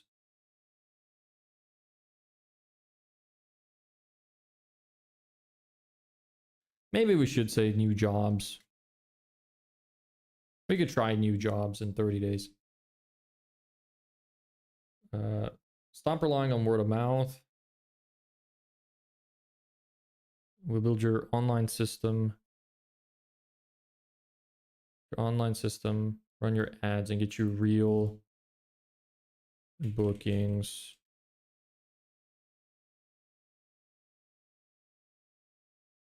All done for you. We set up the full system. Run your ads and get your phone ringing.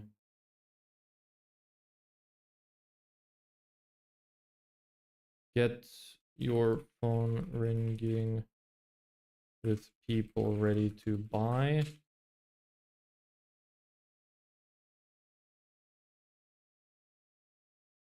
Just on news report on Bulgarian man caused a station explosion after filling his tires with petrol.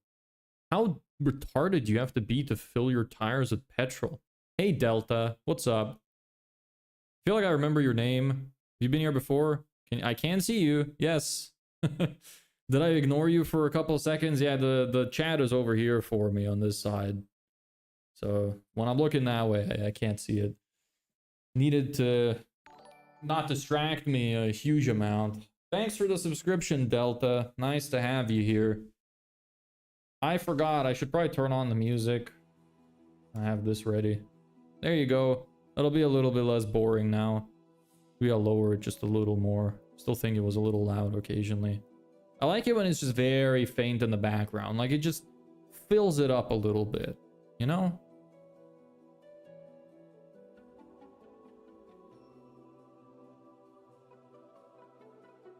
What are you trying to build? It just came now. So we're just doing our video sales letter. We're building a digital marketing agency from scratch. We run Facebook ads and build done-for-you sales funnels, including like website landing pages and stuff for service-based businesses. Right now I'm doing a video sales letter, which is a video selling my service. You've probably seen those. It's one of those videos where when you land on somebody's website, you just see a video there, which sells on the service and the website. That's what I'm trying to do right now. I'm coming up with the headline, and then we'll try to script out the sales letter.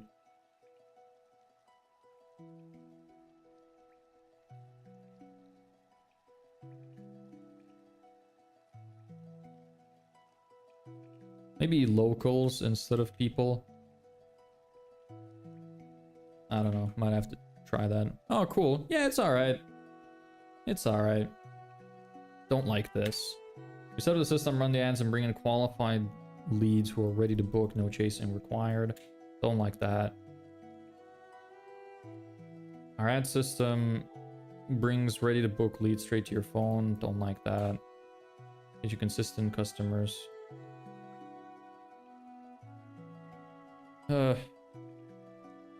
Maybe something like this then.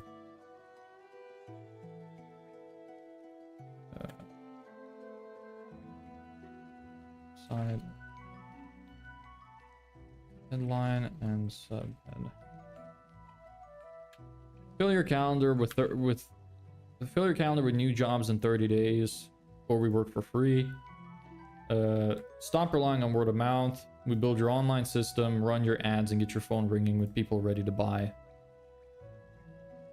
Something like that, maybe. Hope you succeed. Thank you. I appreciate that. I'm also trying to ways to make money, but fail. What do you do? What are you selling?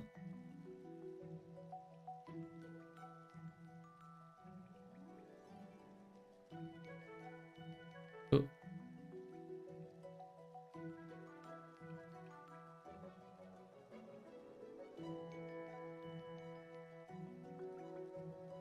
We build your online system, run your ads, and get your phone ringing with people ready to buy.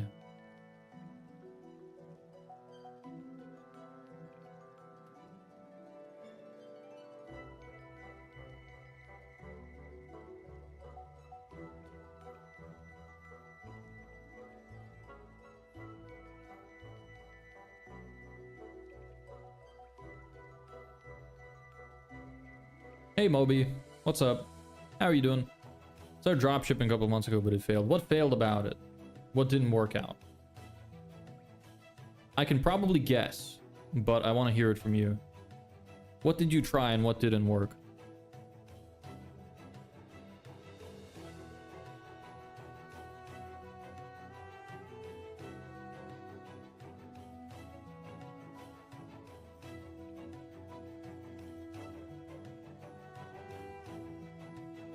Thing is, the or we work for free doesn't make a lot of sense right now if I don't give a specific number.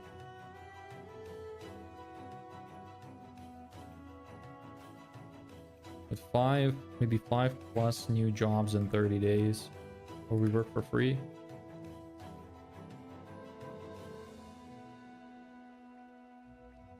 Something like that.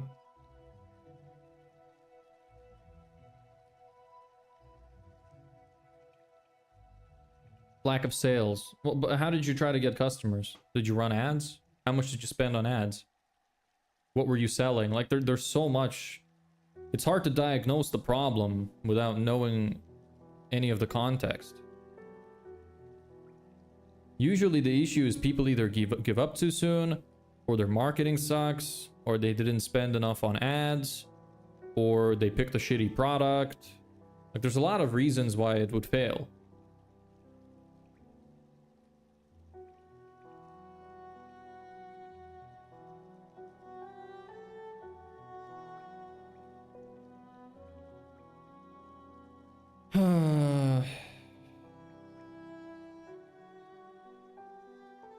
I can probably do 5 jobs. It's not super unreasonable. And then the work for free thing, we can include that as the one-time offer. In 1 to 2 months, I could probably get them 5 jobs at least. 5 plus new jobs. In 30 days, or we work for free.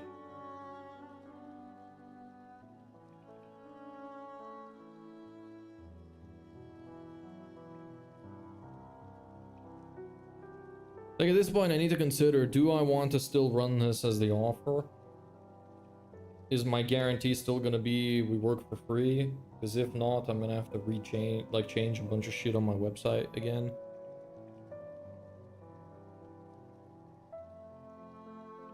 Or will I? Let me take a quick look at what's gonna be on my website.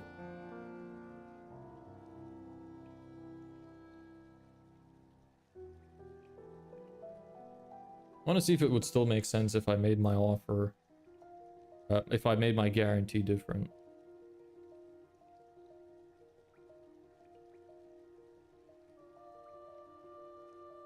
Get yeah, 5 plus ready to buy clients booked in your new jobs.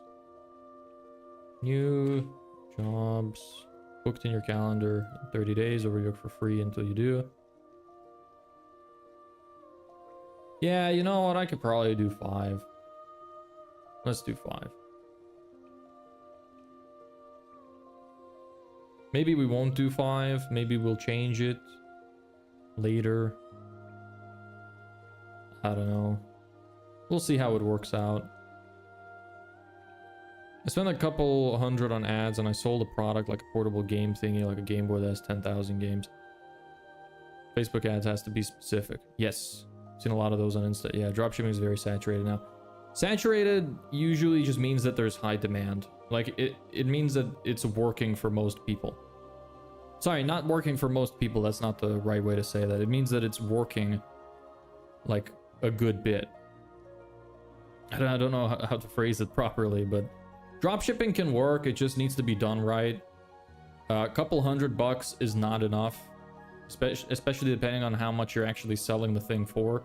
Usually, a not very experienced marketer can get between 1 and 2 times ROAS if they do a decent job.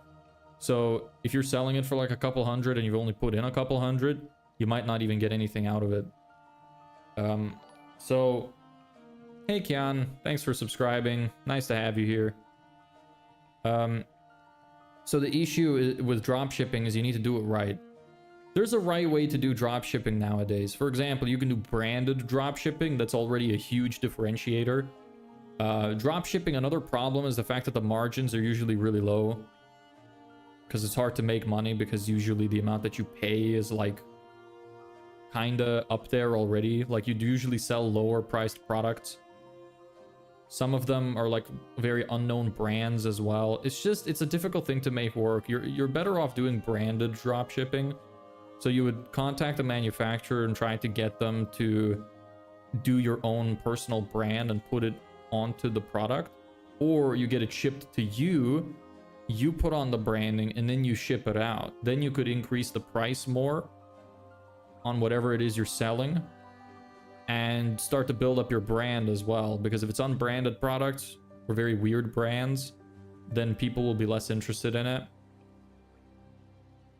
Look, there's a way to make drop shipping work. You just need to do it right. You also need a lot of consistency. Maybe we'll start drop shipping or any kind of business because a quick rich scheme, but all businesses are a long-term game. Yeah, there are ways to like get rich quick, but it's not going to be a consistent thing. If you want an actual long-term business that's successful, you need to look at it in a long-term sort of purview. You can't just think, okay, I'm going to try this for 3 weeks, 4 weeks. If it doesn't work, I'm going to quit. Like, I've already been doing this for a few months. It took me a while. I made a lot of mistakes. I've learned a lot. It's tough, you know?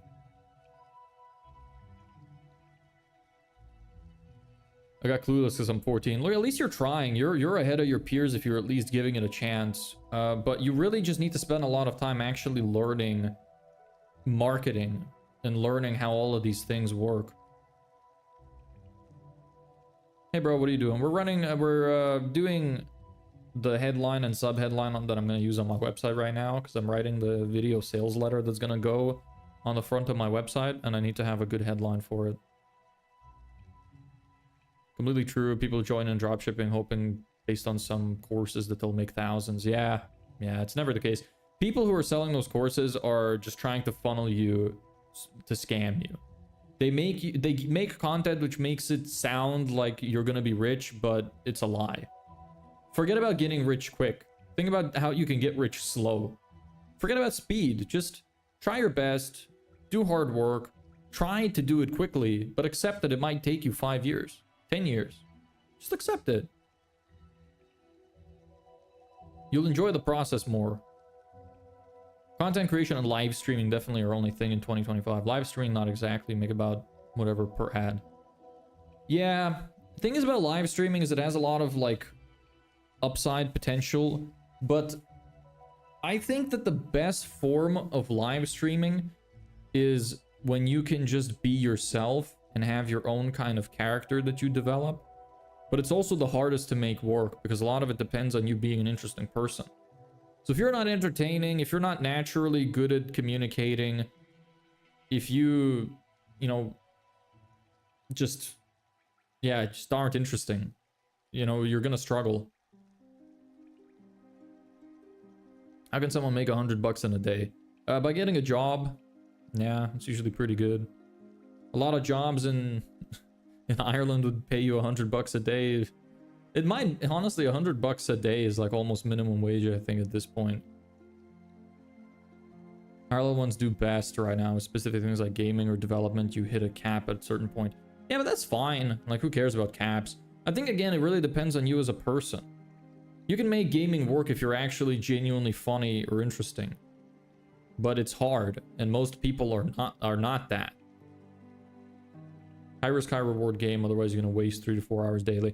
That's kind of why I'm doing this, because I still kind of do some of my work anyway. And I just have to, I get to have the content on top of it. Okay, but taking the question seriously, $100 a day. There's a lot of stuff that you can sell. You can do ghostwriting, digital marketing agency, social media management. You need to essentially find a skill which is marketable. So in other words, a job, something that people buy regularly, get really, really good at it, and then sell it. I can give you an example, for example, with car washing, or something like power washing. Imagine you start a power washing company. You buy a bunch of equipment, whatever it is that you need, spend a few $100, probably won't be that much for like a cheap one. Go to your neighbor, ask them, hey, I'm starting this business, I'm your neighbor, do you want me to do your yard for free? They're gonna say yes, most likely, unless they're stupid. You do it, do a good job, ask them for a review on your website that you will have set up that you should do as well. They leave you a review, great, first review. Go to the next house, hey, I'll do your thing for free. There's another review. Go to the next house, hey, look, I'm your neighbor, I did these other 2 houses for power washing, your yard looks like it's dirty, would you like me to do it for you? It's $50. Now you have a little bit of social pressure. They see the work that you did because they can see your reviews. They can see all of the stuff you did because it's like right over the fence. And now they're way more likely to actually purchase from you. You're also local. The biggest difficulty with selling things is trust. People don't buy from you because they don't trust you. If you make somebody a deal which is better, which is in their favor, the only reason a person would ever say no is if they don't believe you. It's all about trust. You need to sell a product that's more valuable for the person you're selling to than for you, and you need them to trust you. Those are the key 2 things, and you'll be able to sell anything. So there's some good advice for you there. Other people won't tell you that. Don't listen to the gurus. They're not going to tell you shit like that. They'll make $100 a day from online work from home. Yes. I wouldn't say high risks live streaming is once affiliated, you can get paid even small amount just for gaming. Yeah. There's no instant way in remote work without a lot of effort and research. True. It is tough. Are you from Ireland? I grew up in Ireland, so yeah. I'm from Lithuania, but I grew up in Ireland. What kind of effort and research you talking about? Are you currently working a job? No, this is my job. I have no money. Hey Lara, what's up? I'm good. Sorry for not getting back to you for a bit. I was in the middle of a spiel. How you doing?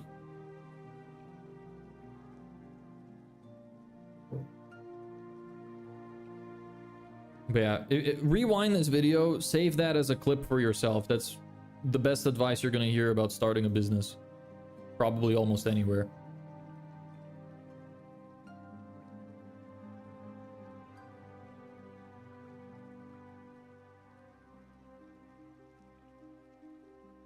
Someone could do it with the click of a finger. Everyone would be doing it. Online work, you have to research. Yeah, it's never easy. Start, then come back stronger. Yes, I agree. Can you repeat again? No. It was long. Just go back.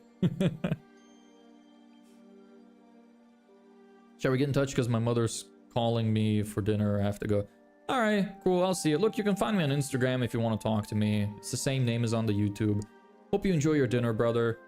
Hope you have a great day. Do you think rage baiting and posting extreme content and making money is legit and ethical? Well, it is ethical. I guess it depends on your ethics. I mean, as long as you're... Well, it depends on what you mean by rage baiting. If you're actually, like, ruining people's lives, then no, it's not okay. But if you're just annoying people because it's funny, then who cares? And what do you mean by extreme content? Thanks for the advice. No problem. Look, just keep it up. You're doing well already. Other people at your age are not looking into this kind of stuff. So just keep it up. Bye. Yeah, look, ask me any questions if you have any. Feel free to DM me on Instagram. Rage baiters are annoying content, to say the least. Yeah, I really hate those pranksters that you know, make up all... God, my brain broke. I've seen some which have, like, made really stupid pranks where, like, they got shot and shit because they were disturbing people. I think that's kind of funny, honestly, because they deserve it. What social media do you have? Everything. I'm on YouTube, I'm on Twitch, Instagram, Twitter, TikTok, wherever you want to find me. LinkedIn.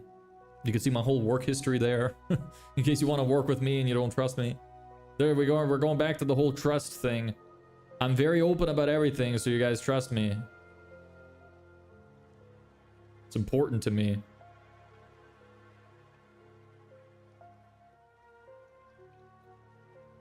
Anyway, fill your calendar with 5+ new jobs in 30 days, or we work for free. Stop relying on word of mouth. Build your online system. We build your online system, run your ads, and get your phone ringing with people ready to buy.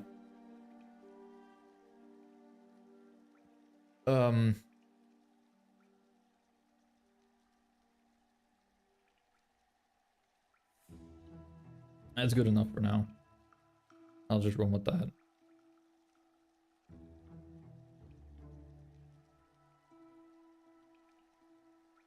Can I talk to you on LinkedIn? Yeah, if you want. Big ups LinkedIn. I don't like LinkedIn that much. Not my preference.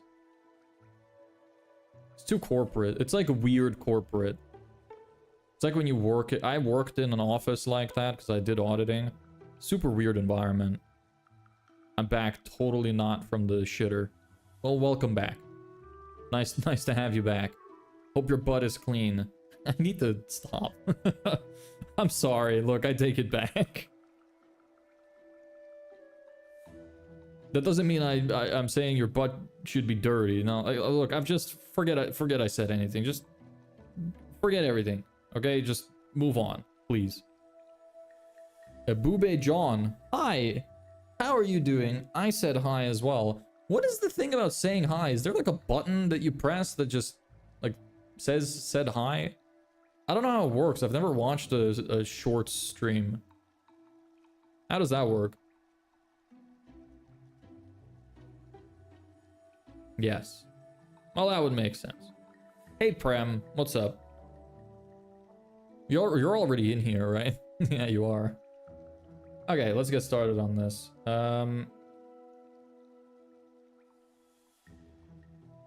If you run a service business, you want 5 or more jobs booked On autopilot. I don't know, I just saw a button and clicked. Alright, fair enough. Yeah, there are auto buttons for high, cool. Yeah, alright. What's your opinion about platforms like Fiverr and Upwork? I mean, they're fine. Probably like anywhere, probably loads of scammers. I've talked to some people before who said that they paid someone off Fiverr to do something and they did a really shit job.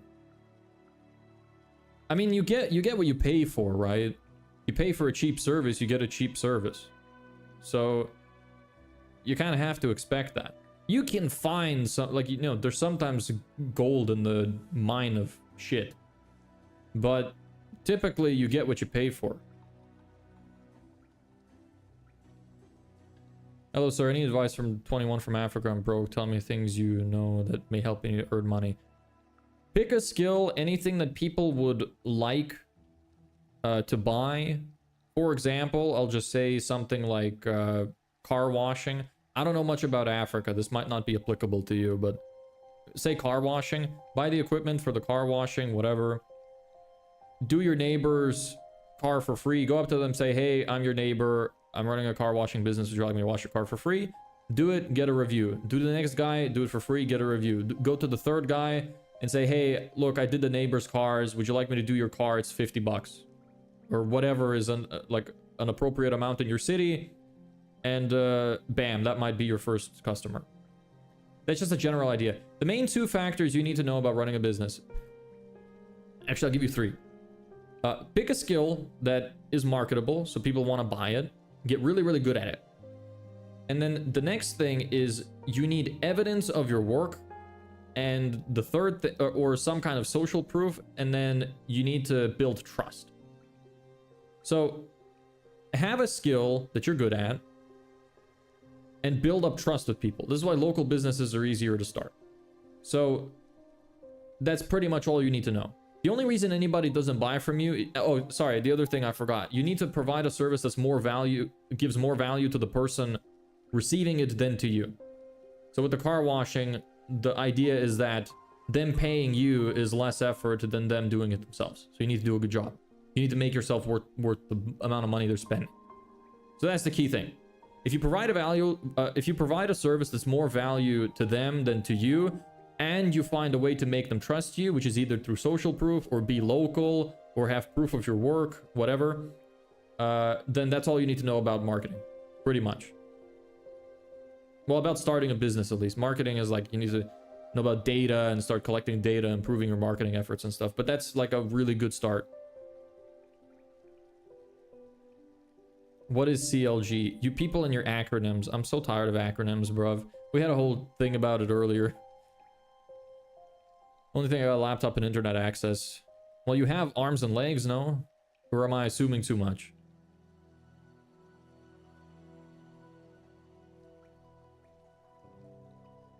What platform you'd like to recommend where anyone can get projects easily?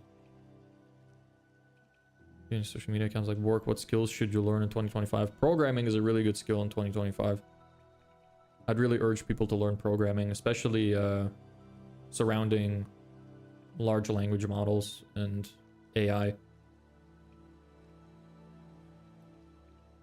Hello, I have a thread channel, ran it for 3 months, got 19 ebook sales, 1,400 sales page visits that Gumroad, but I feel I can get more sales. Just need to work on my copy or a good sales page. 20k follow, 1 million monthly views. Nice. So is there anything is there like a question that you have regarding that, or? That's great. I'm happy you're doing so well. But yeah, there's always room for improvement. That's the wonderful thing about marketing. Try to do grass cutting for some people. Make a work card or a laptop via Canva. Print it out of a library or something. Drop it through like 100 people's doors. Yeah, that's another thing. You can definitely do that.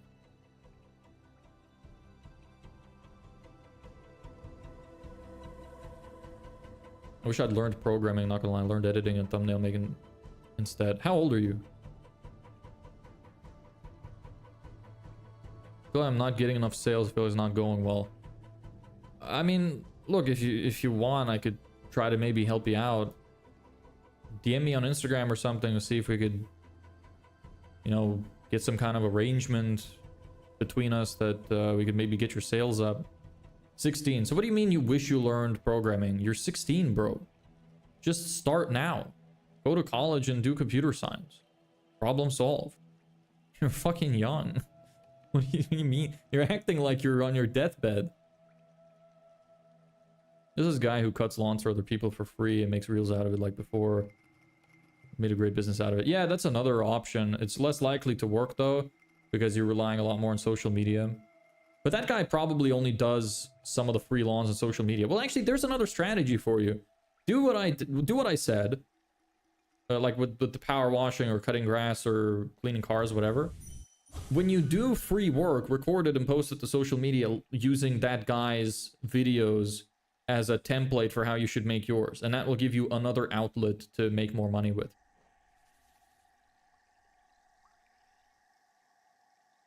Programming is good, but can strain the brain. I can tell you that from years of experience, yeah. I already chose high school. So, I mean, you don't... That's fine. Just when you go to college, you can do programming. You can still learn at home. You can do your own research. There's loads of free, like, guides and help, like the Odin project, for example, and a bunch of other shit where you can learn programming for free. You just need to want it. You don't need school to learn it. You can ask some comm dude. You know, he has been doing programming for a very long time, and most of it was self-study. And he's way ahead of people in his college. So, you don't need it. You could just do it yourself. Many people like tech gurus say don't learn programming because AI can do that. For now, they cannot do it. No. It's probably going to be a while before it can completely erase programmers. And also, that's why I said you can focus on LLMs and AI, because you're going to be the one designing and building upon the AI. How is it going to replace you? You're the one in control of it. People who say AI replaces programmers don't know programming or cybersecurity. Yes, true.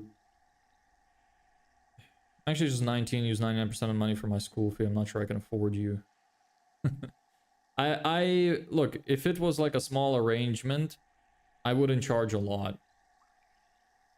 I'm still early in the journey. I don't have a lot of customers, so I'm really not too picky when it comes to cost. I would do it as long as you... Like, I don't know how much money you're saying 99%. But you're saying you're getting some sales from this book and stuff. So, I don't know. What would I do it for? I'd probably do it for like a couple €100 a month plus some kind of sales percentage. Wouldn't be too expensive. Because it's a step, you know? Blah, on either starting making cringe reels, posting on Insta and gain followers. Yeah, but then you gotta figure out how to convert those people into paying customers. I want to learn Python. How can I learn? There's probably a bunch of guides online about it. You should ask some comm dude. He probably knows. Oh, you already did. That was for him. Right. My mistake. You're right, actually, but I don't know. I decided to work on YouTube till high school ends. If you think it'll work out and you think you do a good job and you be consistent with it, don't stop ever. Because in 10 years, you will have some kind of following. I know it's hard for you to think that far ahead, but sometimes I look back and think, how far would I be now had I just continued making a video a week? As a long-term thing, it's an amazing thing to do. If you can do it as a hobby on the side and just keep doing it for many, many years and improve every day, it's going to be a huge opportunity for you. And also, you have time in your day. You're 16. Come on. You can do programming on the side. YouTube Shorts, I'd recommend, as they automates Insta Reels posting now, so it's hard to get noticed. YouTube Shorts hit the algorithm very well. Yeah, YouTube Shorts algorithm is not bad. I'm so mad at it sometimes, though, because sometimes I get, like, really good watch percentages and good swipe rates, but my videos don't do well. Like, the video that did best recently, got, like, almost 10,000 views, was the fucking... The video where I looked up the Nigersaurus. So stupid. And the swipe rate, why is it so damn good? Like 70% of people stopped on the video, and the hook of the video was, I can't say that. Someone's gonna clip it and take it out of context. Why did that do so well? Maybe I just need to preface every video with that now. Damn stupid. This is super unique. What's super unique? The hook was not interesting at all. That is, like, maybe I don't understand what people find interesting. But I did not think that that was a good hook. I don't understand people. Sometimes I make a video where I'm like, yeah, this hook slaps and it does shit. Other times I get it right. Like with the Gorilla Sweat video. I was right there. I was like, yeah, people are gonna want to know about Gorilla Sweat on the dark web. And I was right. But even then, that video barely got like 2,000 views. I don't understand. I'm missing something. I'm working on automated AI workflow, breaking it down, what it needs, etc. Yeah, just yapping about what he's making. On autopilot, without spending thousands of euro, getting campaigns that don't work.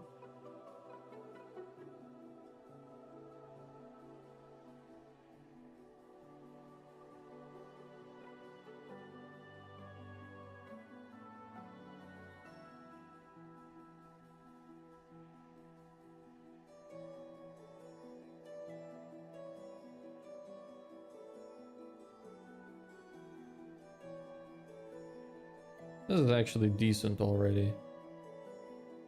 Let me bring this up.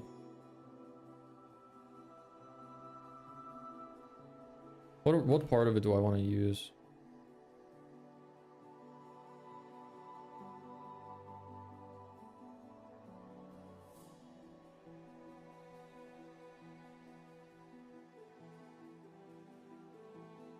People like weird stuff and fast paced the first 5 seconds. Yeah, but the first 5 seconds were just saying, was me saying, somebody, it was literally just, it wasn't even anything interesting. It was kind of like a setup like this, like on the shorts side.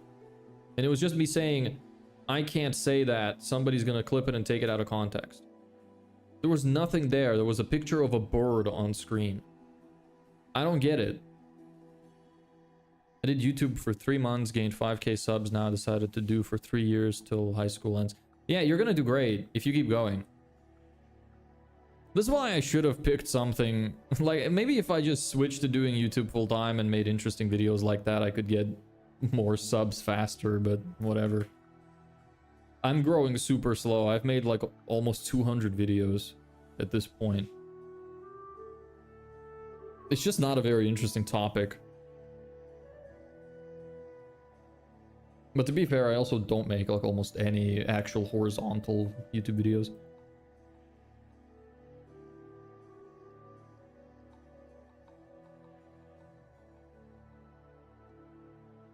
Hey man, don't follow the trends. I think you're cool. Thank you, I appreciate that. Well, I can't. I don't have the choice right now anyway. But alas. I'm happy it's working out for you though. Keep going. Look, stay consistent. Don't stop in high school. Don't let it stop you. You're saying you're going to do it for 3 years till high school ends. Don't stop. Just keep doing it. If you're already at 5k subs, you're doing great. Just keep it up. Improve every day. Make videos more consistently. You're going to do awesome. And then you can come back to me when you're super rich and famous and go like, this man convinced me to keep going and not stop. And then you're going to get me a bunch of people, get a bunch of people to know about me. It's a very selfish act. Don't get it twisted. I'm gonna go get some water.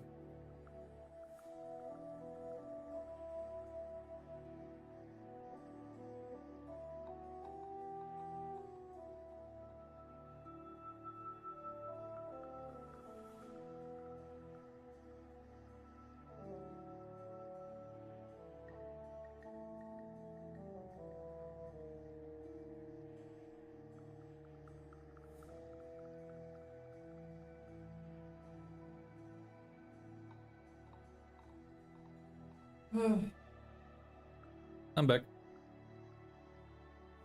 When did you start YouTube? These organic or inorganic? Who are you asking? Probably the guy with more subs. When I get famous, I'll make him remember you and know my word on it. Okay, cool. Best of luck to you. Just trust me, look, keep it going. If I could undo time, one thing that I would have done is never stop posting videos. I wish I had done that.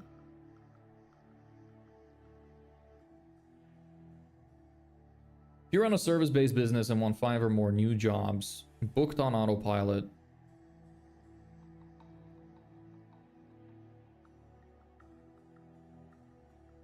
in 30 days,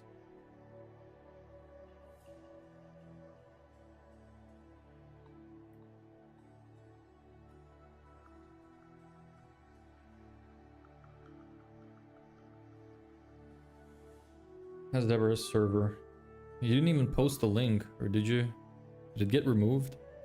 Maybe you're not allowed to post links. Maybe I should just make you a mod. How does that work? Can I do that? Add as moderator. Can review and remove chat message, hide or pull out users. Yeah, here you go. Can I do that? How does this work?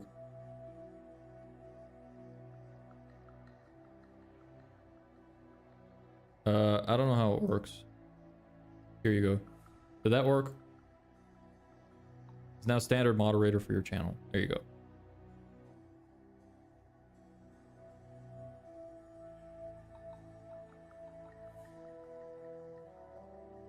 Your channel will be 1M. Nice content you have. Which one? The other dude, probably. Yeah, my content is not very good. I'm a censored minority. Test works.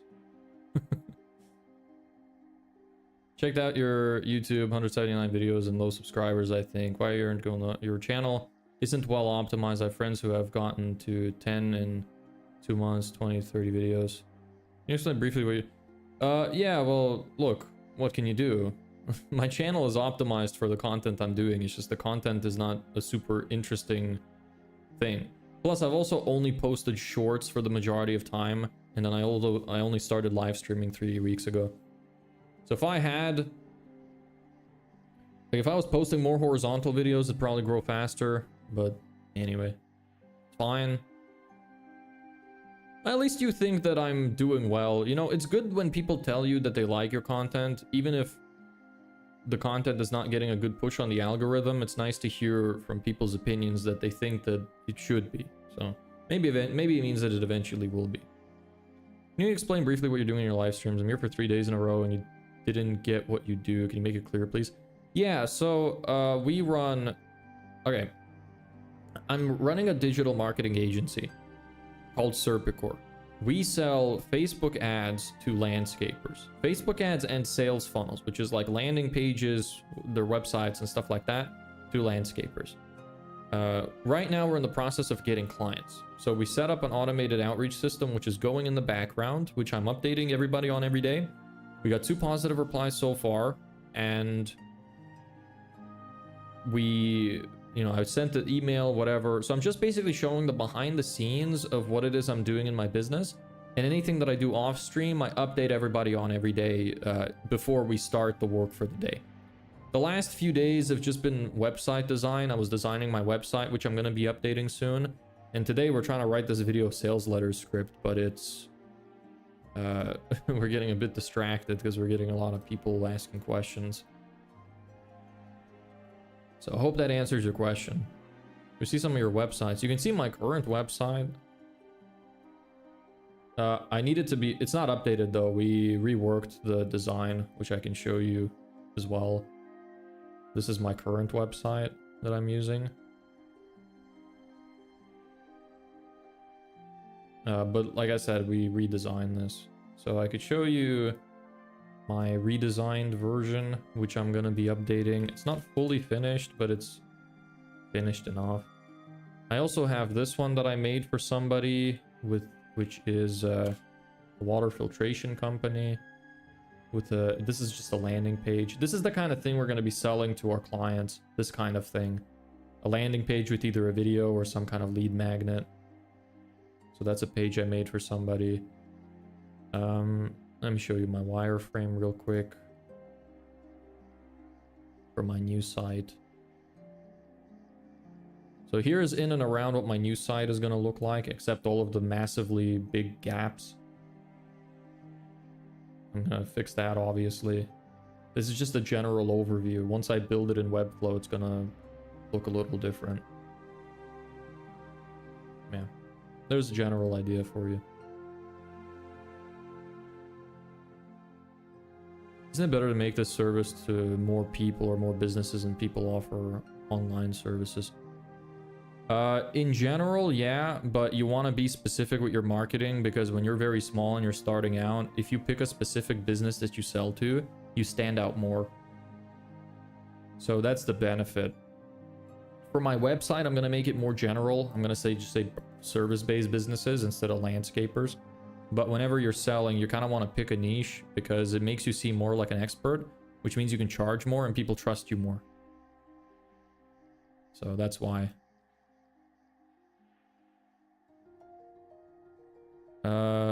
Bro gave out a mod. Yeah, because I know him. You can find the server here. Yes, this is true. Or in the description. Also true. You have a Discord? Cool. Yes, I do. From my experience, horizontal content isn't real audience. They just swipe away. Long form is awesome. You meant vertical. But yeah, I agree. I think the regular YouTube audience is better. But a lot, like most of the people that are regular viewers here came from the shorts. So I think it's harder to convert people to long-term viewers from shorts, but the regular videos don't get pushed to the algorithm at all. The regular streams, at least, they get no help from the algorithm. Hence why I'm doing both. So I'm just trying to convert long-term viewers from the shorts. To bring a lot of impressions, yes. If you post YouTube shorts, memes, you have significantly lower chance of getting a sub. Yep, true. Something about blockchain. Or something about patience, learning captives. Yeah. It's good. There's a lot of insiders. Like, yeah. What's Serpicore? That's my business. That's the name of my business. Shorts, I use a self-promotion for my long form, the real deal. Yeah, I kind of do that as well. I'm right now I'm just posting clips because I don't have time to make other content, but I'm gonna be making more like horizontal streams. Sorry, horizontal videos, the regular videos out of the streams, and I think that's gonna be good. You think if we kept sending emojis, maybe YouTube will make the streams suggest to more people? I don't think so. The best way that you can honestly like get more people is to just tell your friends. If you have any friends that you think would be interested in this kind of stuff and want to learn more about business and marketing, that's really the only thing you could do.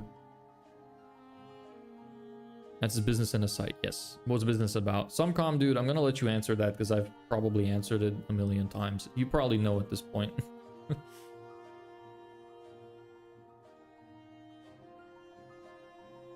Well, too bad. What are you referring to in terms of that? I don't have friends. Oh man. Damn. Poor dude. My friends are all interested in TikTok. Yeah. That seems pretty typical. That's probably why, like, the viewership is so low for stuff like this. Because it's just not a super interesting topic. And most people just aren't interested in this kind of long-term sort of strategic content. They want to see like, ha, funny, you know, dude screaming, twerking on his desk. It's easy to make content like that. But, yeah. That's not what I'm doing. Yes, some calm dude. Perfect. I'm interested in some game called Gag. I don't know what it is. Don't ask me either. I don't want to know, honestly. This kind of stuff for actual golden information. Yeah, I try to make it good. Like, one of the reasons I did it is because I'm sick of the online gurus who, like, you know, those get-rich-quick gurus like Iman Gadzi and some other people. I don't like that they make their content that's like, it's like mindset content disguised as educational content. So they make you think that after you watch the video, you're going to know how to be rich. But it's actually just a bunch of mindset tricks to try and get you to funnel into their course. So I was like, you know what? Fuck those guys. I'm going to actually show what happens in the business. And it's going to be a lot more interesting when I actually condense these streams, because there's a lot of dead air where we're just answering questions in the streams and not too much work. I'm going to condense the streams into short videos, which will actually be more like easy to follow. I'm just doing the live streaming to kind of have evidence. The scrolling shorts and your shorts came up, which is now really worthing. Meet a lot of people, get ideas from others. Yeah, the vids are all fake. They were already rich from the start. Those who was fraud or genuine about your opinion. It really depends. Maybe there's some that are good, but some are bad. Like some of them use marketing tactics to try and actually help you out, but some of them don't. The ones that I think you know don't is when they title their video something like how to build a $10,000 a month business, and then you click on the video and the whole time they're saying, oh, you need the mindset, you need to pick a niche, but don't actually tell you how to pick a niche or why. They're like, oh, and then you tell this person what to do. Sorry, you tell this person, you know, you reach out to your family to try and get them to buy your service, whatever. They don't actually tell you how to find the service to sell, how to get good at it, what to actually do, how to set up your onboarding systems, how to get clients, or anything else. It's all a bunch of surface level information to make you think like you're learning something, but most of it is just a bunch of mindset shit. And I really don't like the way that they run their business models. It really lacks authenticity. It makes them a lot of money, and perhaps the stuff that they're selling, the courses, are actually quite good, but the people that they're funneling into their courses are usually coming from that type of content, and the people that are this easily seduced by that type of content are likely gonna fail, even if they have the courses, because they wouldn't, even if the courses were good, they wouldn't know how to apply the information taught in them, which is the problem. Is just you go get a mortgage of millions of dollars to make a fortune. That's another type of guru. Yes, this is true. There's also scrolling shorts. What is this about? What are you building? Some calm dude to the rescue, please, again. Oral, he will answer you. Just give him a second. Oral is on the shorts stream. I'm sorry, I'm just pushing everybody on you now, but I hope you do it. Do you know how to get SMTP at cheapest price below $5 to $10 per month? You can ask some calm dude for that. He would know. This is why you need to be moderator. You're gonna be a full-time moderator now. Ulterior motive, yes. CoffeeZilla makes a good point about this. Why would people sell their edge for a few $100 to $1,000 if that edge is making them shit ton? They wouldn't give out that edge without some ulterior motive. Yeah. That's the problem, is most of them disguise all of the shit. Like, they're saying that their courses have some kind of hidden information nobody has, but that's literally never the case. They give you stuff that you can find online, boring methods that do work. Perhaps they help you set them up. I'm not saying they don't, but I hate the way that they present everything, because it's just a bunch of manipulation tricks to try and funnel you into their course, and I don't like that. It's good marketing. It's amazing marketing. But that's why they're rich, because they're good at convincing people to buy shit. But they're not going to teach you how to do that. At least I haven't seen one that does.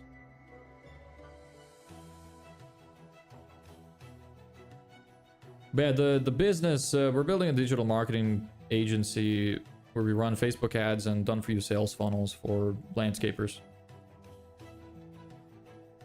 Oops. This is gonna be one of those days where I get fuck all done again. Alas. It's fine. Is the music still going? Yes. You know what? I kind of want to listen to some music. I'm gonna put my headphones on. Nice. Usually the music is just for you guys.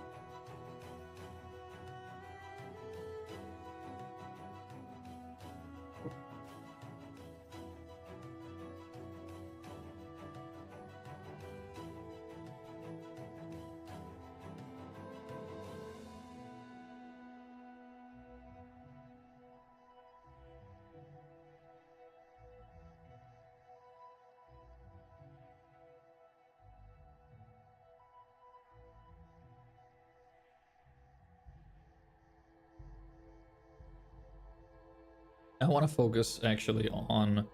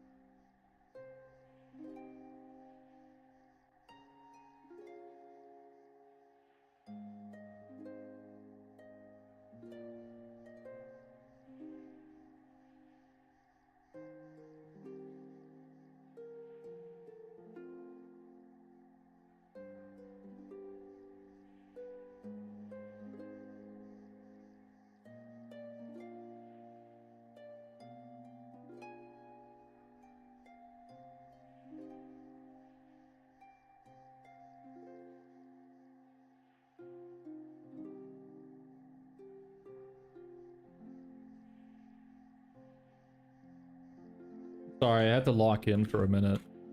Just wrote out a draft of what I want this to look like. What's been going on here?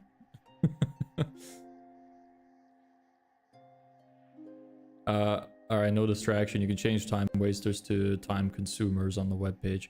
I think time wasters is better for the kind of people I'm going to talk to. I'm trying to use their lingo. Same way I'm saying word of mouth instead of referrals. Because remember, I'm targeting primarily landscapers right now, so I want to kind of use their lingo. So, time wasters is something that, especially in Ireland, that's a word they would use to describe it. What are the 3 most important things when starting a digital marketing agency? I got my first client through family, and I'm building a new website for him, and they want to go on and do Google/Meta ads. Well, what is it you're asking for specifically? Is it how to run the ads? Or how to learn to run ads? Or how to get clients? Like, there's a lot of... To just say 3 most important things is extremely vague. Because I can't just, like, tell you the magic sauce, you know, because it doesn't exist. It's a combination of many factors. So, if you ask a more specific thing, like, is it clients you're concerned about? Is it running the ads you're concerned about? Maybe I'll be able to point you a little better in the right direction rather than just assuming, you know?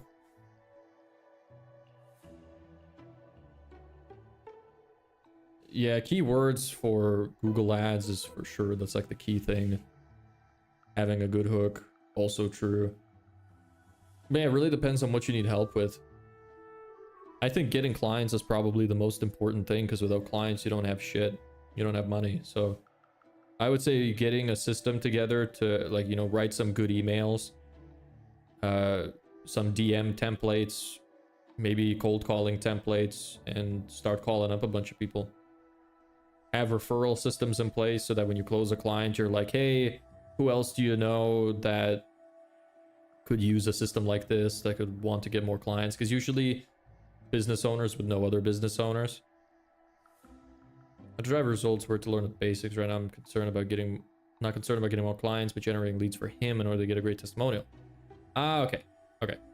Well, since you're saying you don't have a lot of experience, so I'm just wondering. Thing is, it's kind of hard to say because I've been learning this stuff for a while now. So it's kind of hard to say where to start. The most important thing I would say, like, Facebook as a platform itself is not that complicated. So you can set up essentially one campaign with like 2 or 3 ad sets and then just have some ads inside that. So the platform itself is not too complicated. The key things you want to set is set a budget that's continuous. Don't set a timed budget. So like, don't set one that's for 7 days, for example. Make sure that you just monitor it every day and keep it running indefinitely, and preferably don't pause it, especially if it's doing well. Don't stop ads that are doing well. The other thing is testing. Also, make sure to test, A/B test. Always test only one thing at a time. So for example, if you're running a static image ad, you can, you know, change the headline on the same thing and then just run both together and see which one performs better with A/B testing. Getting data in to find out which ads are doing better and making decisions off that is super important. Make sure your hook is great. So the first thing that people read or see, because if nobody reads your ad, it doesn't matter what's in it.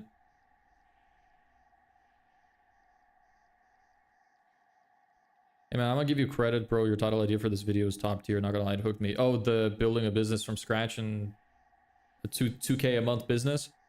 Is that what you mean?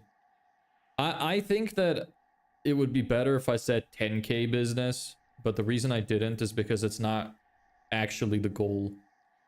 Because my goal right now is just to survive. I need to make 2,000 a month to live before I run out of money. So maybe if I reach that goal, I will change it to be 10K, because it'll be a cleaner thing. It'll get more people interested. But yeah, there's some ad stuff that you should know. In terms of where to learn, I'm not really sure. I think there's this guy called Ben Heath, which has a good YouTube channel on learning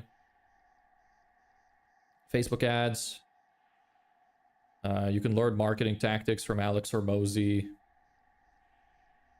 I can't point you to like specific videos because there's just so much. You can watch my video as well. Look, I don't mean to self-promote, but I have a YouTube video which shows you every important factor you need to have in a high-performing ad. So that would actually be a good start for you as well. I explain it fairly clearly. You might not be able to apply it immediately because some of the information is like fairly summarized or surface level, but I try to give examples where possible and stuff. So you could check that out, see if that helps you. I hope you reach more than your goal. You got life on hard mode. Yeah, I literally, the whole premise of this is that I have about 90 days before I run out of money and I have to go back to living in my mom's basement. So I really got to get some paying clients sometime soon. We're on day 22. So anyway, yeah, so I locked in. I wrote this paragraph because we weren't doing shit. This is why these videos, like, condensed into those other videos are going to be better. And this is also why I can't do all of my work on stream, because I just wouldn't be able to focus. So it's usually the way that we go is like the first half an hour, we talk about what I've done off stream. I show you the progress of some stuff.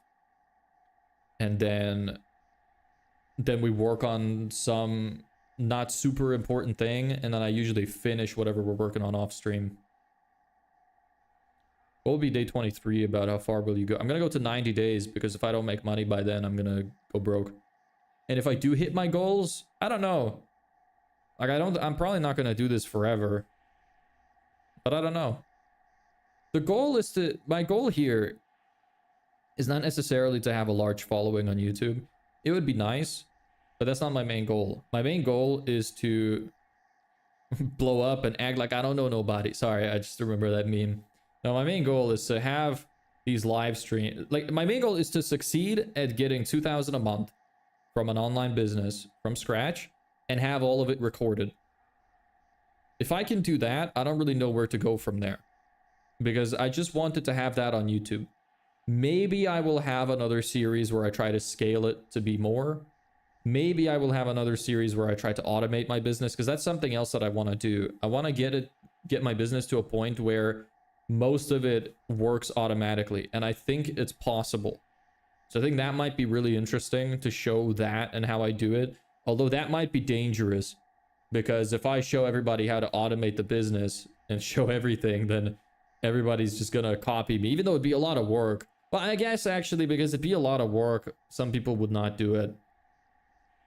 Because I wouldn't be able to condense everything in a way that would be easily digestible. It would still be hours and hours of content. My concern would be that if it's too easy to follow and I show the entire process of setting it up, people would just set up their own automated businesses and then there'd be like a saturation problem.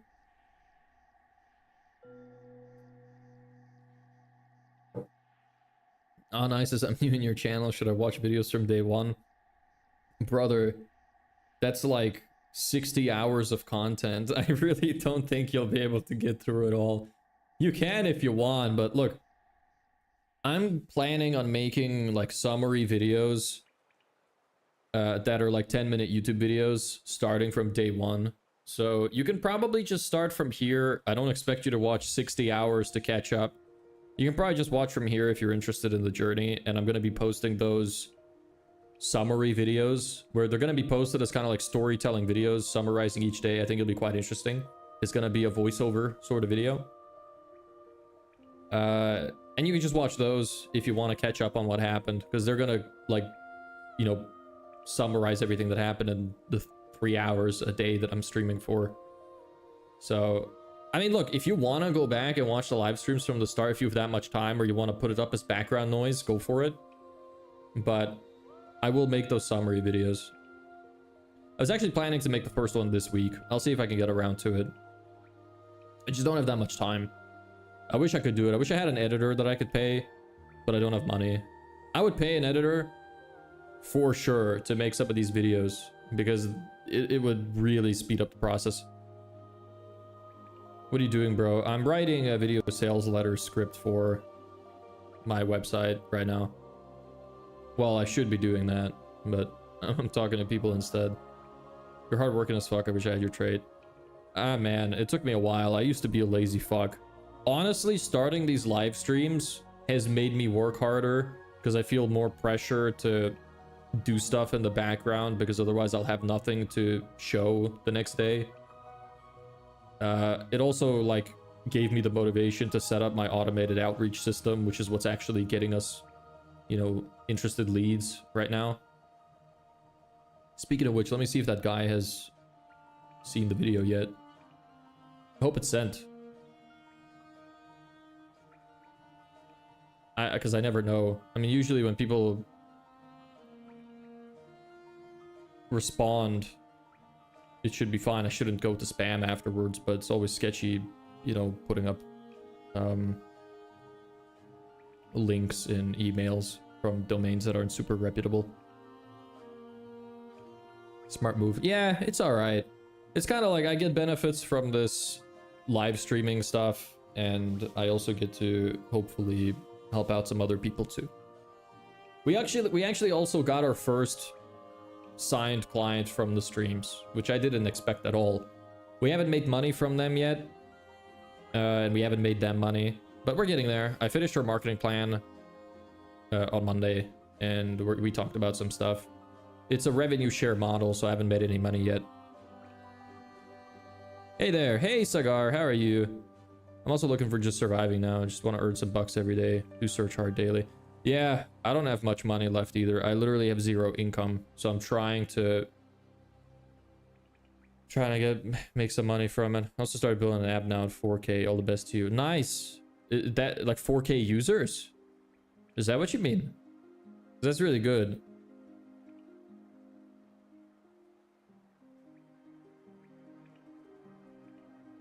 You mean 4K users, or is that how much you made? Hey Evelyn, what's up?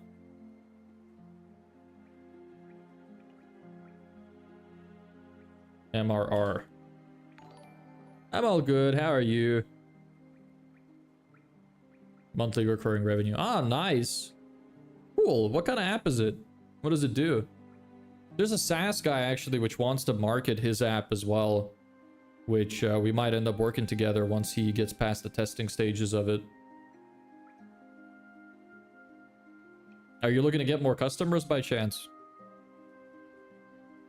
Not that I have a lot of expertise in it.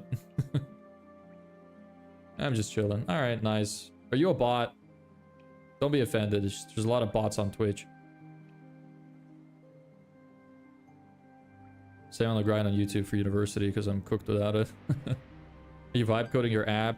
No, I'm not a coder. I don't know why so many people come in thinking I'm a programmer. Is it the title? Because I'm saying I'm building a business? No, I don't program. I build websites. I'm a web designer and marketer. I run Facebook ads for people and build landing pages for them.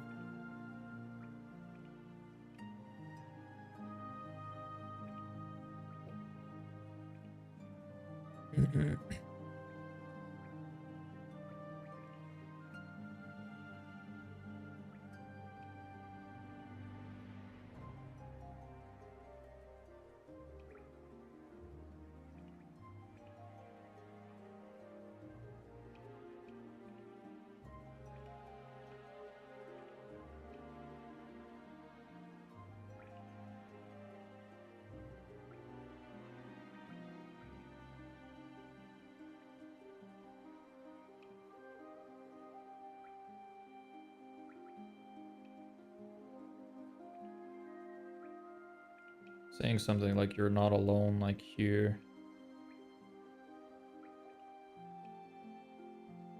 If that sounds like you, not alone.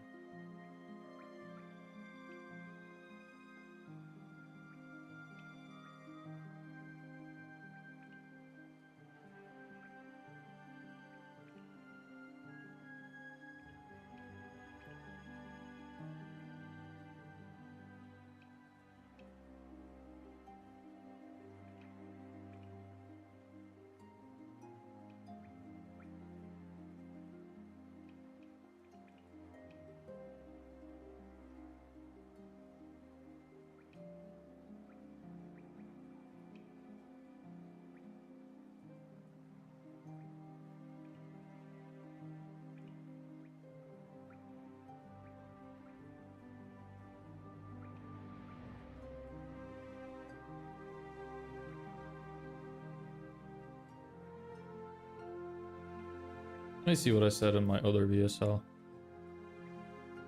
Oh nice, you have experience with running meta ads. Yes, that is exactly what I do. I don't have experience with Google, although I am learning it. But yeah, we do meta ads. Facebook and Instagram.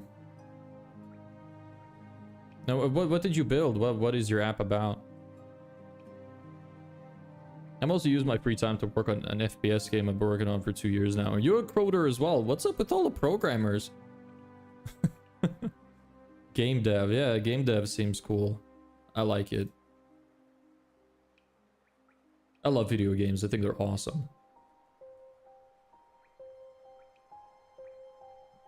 Where's my email VSL?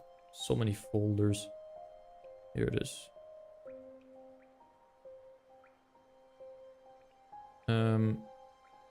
Doesn't this... I have moved to the new model. But with the new model, you only track the kind of clients you want to work with. Filter out the wrong types of clients. You'll also get to decide exactly how many new sales appointments you want to win every month with consistency. That way you can focus on running your business and not chasing deals. So confident this system works. Yeah, I could probably move on from that.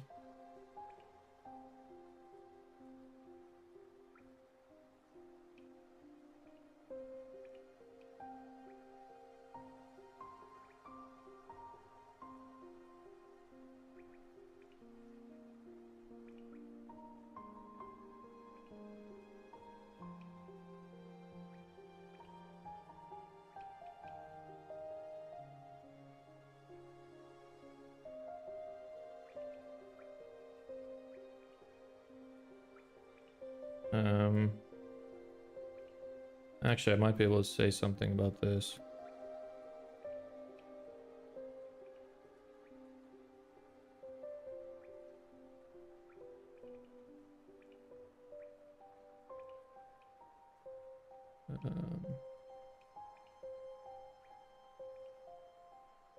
Already reuse that. Outline. I'll move down here. Okay. Let's see what's happening over here.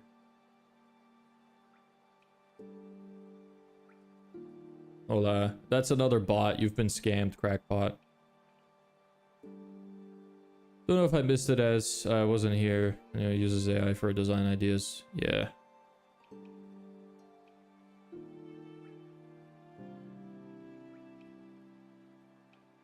Yeah, no, I don't have an app that I'm coding. Yeah, you did miss that. I already answered that. Nice. I've done general programming for 8. Yes. Okay. Cool. So, what else can we say? About the core offer thing, yeah. Maybe I could mention the fact that we also don't set a retainer, so this includes discouraging other options.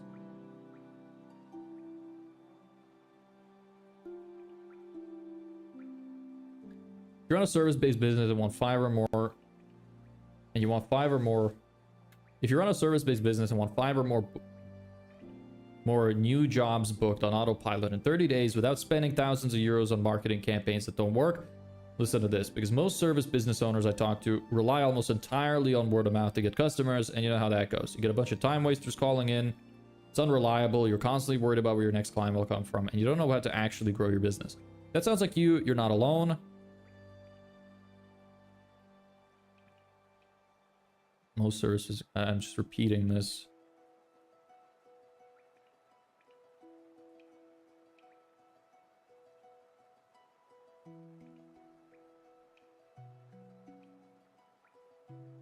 Can I rephrase this?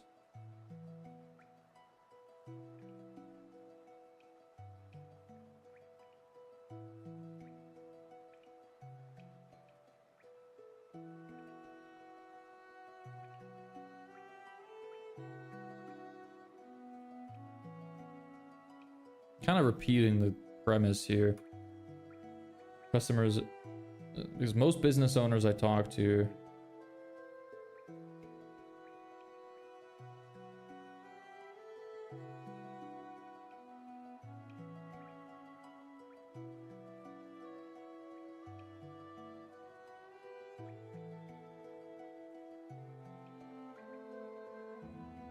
and what I've found is that the real problem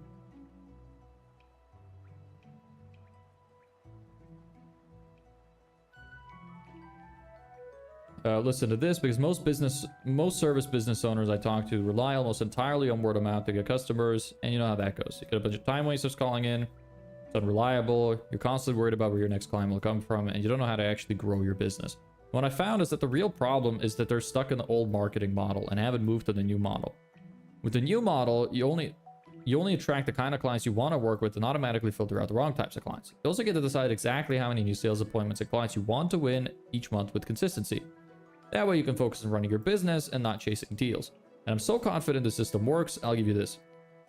If you don't get new, real paying clients coming in the door in 30 days, we'll keep working for free until you do.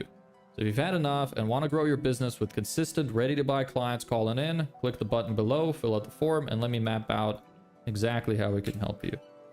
That's a decent script draft. Let's see what else we can add here. I just gotta go do my next video. Keep up the grind, believe in yourself, I'll be back. Nice. Happy to have you around. Good luck with your videos. Trust me, if you stay consistent, you're gonna do amazing. Just keep it up.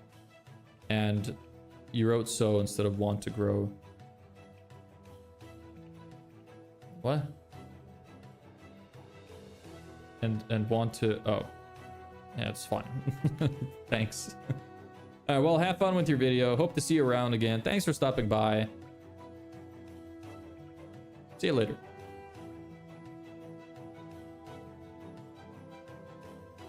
Okay. Talk about the core offering. I don't know if I have enough space to do this, because this is probably about a minute long already, and I don't really want to do more than a minute. See ya.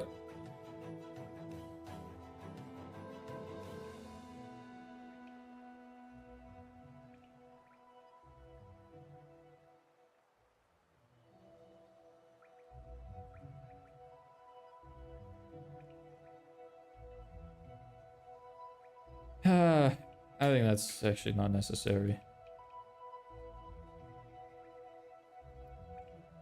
What did we mention? You get a bunch of time wasters. It's unreliable. You're constantly worried about where your next client will come from. You don't know how to actually grow your business. Yeah, that's kind of hitting the key points. Word of mouth. Scale your business. Paid a marketing company before. Yeah, that maybe that's something I could mention. Not sure. We already talked about this as well. These are the 2 points we didn't use. You're on a service business for 30 days without spending thousands of euros on marketing campaigns that don't work. That's kind of... We mentioned that point as well, actually. Listen to this, because most service business owners...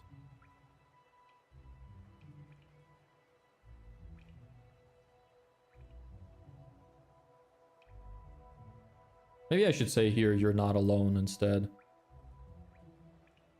Most service business owners I talk to, spending it that don't work. If you run a service business and want 5 or more new book jobs on Autopilot in 30 days without spending thousands of euros on marketing campaigns that don't work, you're not alone. Nah, kind of sucking my own dick with that one.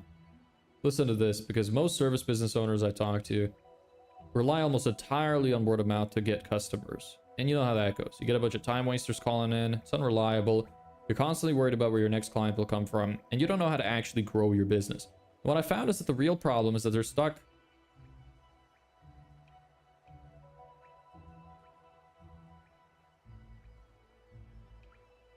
What I found after speaking with dozens of these business owners,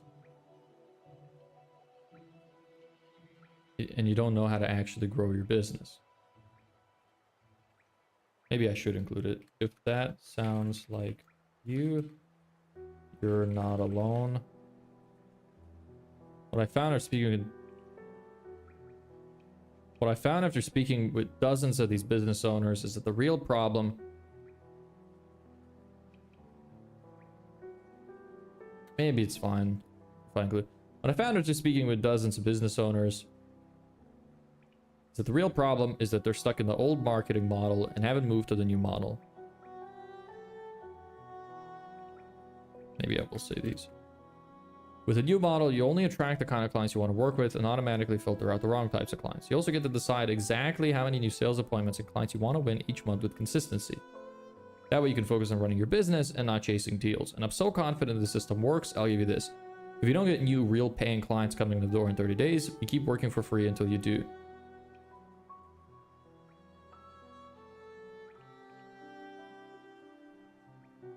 If you've had enough, and want to grow your business with consistent, ready-to-buy clients calling in, click the button below, fill out the form, and let me map out exactly how we can help you.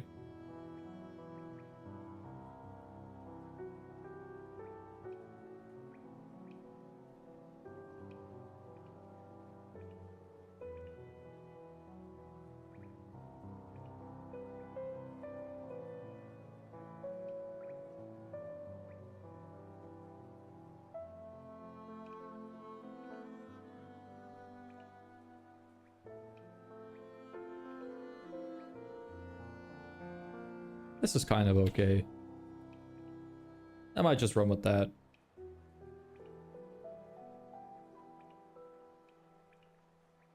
Okay, let's go through it. Simulate what it will be like. If you run a service business and want 5 or more new jobs booked on autopilot in 30 days without spending thousands of euros on marketing campaigns that don't work, listen to this, because most business owners I talk to rely almost entirely on word of mouth to get customers. And you know how that goes. Get a bunch of time wasters calling in, you're stuck chasing people, you're constantly worried about where your next client is going to come from, and you don't know how to actually grow your business. If that sounds like you, you're not alone. What I found after speaking with dozens of these business owners is that the real problem is that they're stuck in the old marketing model and haven't moved to the new model. With the new model, you only attract the kind of clients you want to work with and automatically filter out the wrong types of clients. You also get to decide exactly how many new sales appointments and clients you want to win every month with consistency. That way you can focus on running your business and not chasing deals. And I'm so confident the system works, I'll give you this. If you don't get new, real paying clients coming in the door in 30 days, we'll keep working for free until you do. So if you've had enough and want to grow your business with consistent, ready-to-buy clients calling in, click the button below, fill out the form, and let me map out exactly how we can help you. I think that sounds pretty good. So let's see if we did well with our outline. So there's the headline. We explain, so this is agitating pain points. We don't discourage other options. Not really. Well, we kind of did here without spending thousands of euros on marketing campaigns that don't work. Maybe if I should say marketing agencies. Whatever. Anyway, we don't have to include all of this. We have our guarantee. We don't have urgency. Maybe we should add some kind of urgency. How could we add urgency?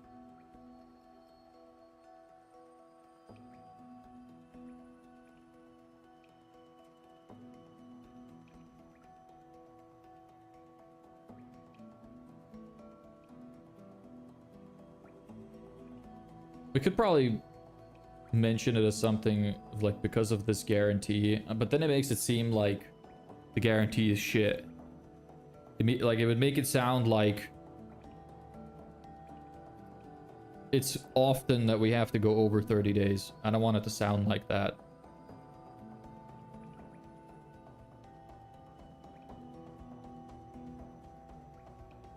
But I keep getting recommended random Harry Potter compilations that are a mix of a bunch of clips you can find online that get like 200 million views. They're so easy to make. I have no idea.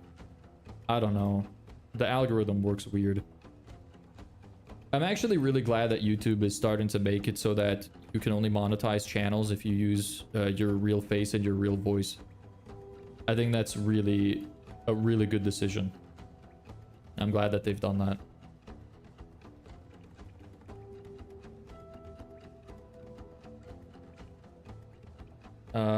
Let me take a look at my guarantee real quick. Guarantee section.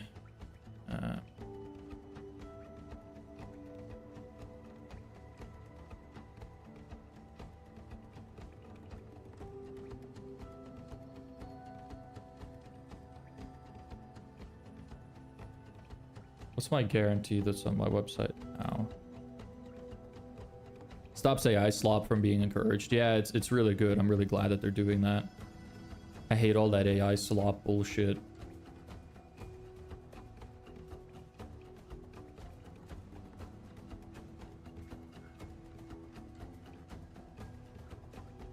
Now, where did I put the urgency? It's, hold on, give me just a second. Need to open up my wireframe. I want to see what I wrote in my urgency section.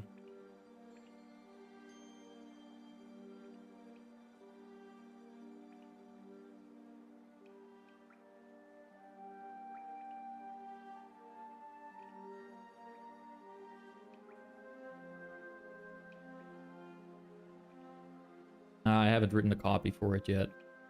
Where's the old one? Probably on my site somewhere. Yeah, it's with the bonus section. Oh, son of a bitch. I don't have it saved. I can't open Webflow right now. That would be a really good section to have right now.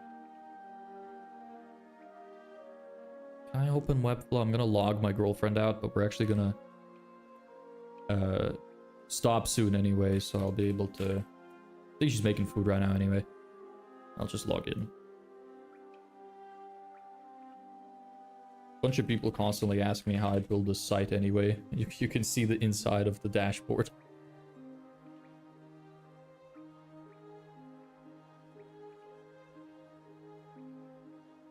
I don't know if there's any information that you leak when you do that. I hope not. That would be shitty. Come on then, load. I'm waiting. Slow ass.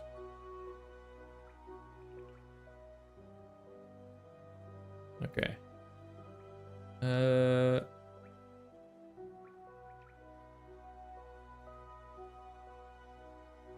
Okay, I don't know if this is gonna leak anything. I really hope it doesn't, but here we go. That's the benefit of being a small YouTuber, is nobody can see. You know, if it's only a few people that see shit, if I leak my IP address, no one's gonna know. Okay, so it's one of these. I need to... Visible. Give me down here. That's the wrong one. Nope. Nope. Nope. Yes.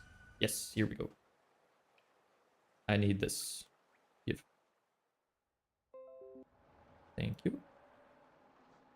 And I can close it now. Goodbye. Yes, leave. Alright. I just needed a screenshot of that. Okay. And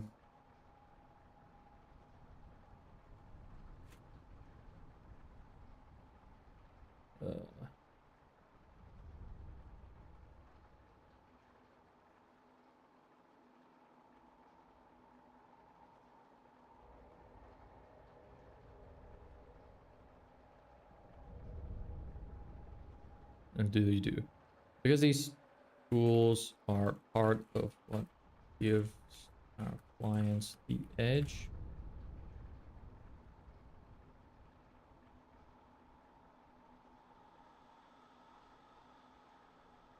Maybe I should. These tools are part of what clients the edge. So to stop competitors from copying or saturating the systems, we limit how many clients we take on every month to 5.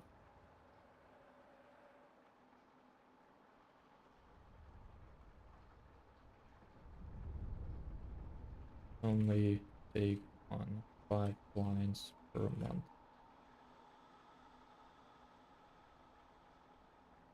Okay.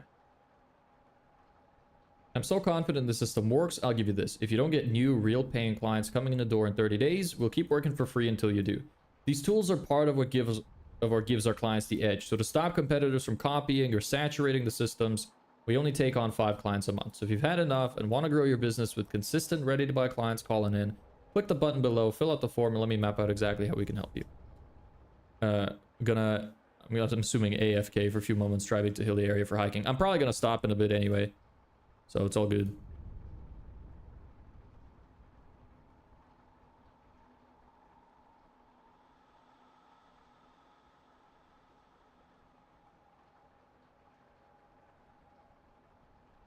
These tools are part of what gives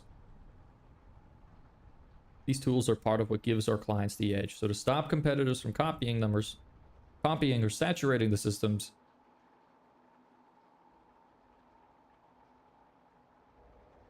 I think I'll just say copying. They probably don't know what saturating systems means.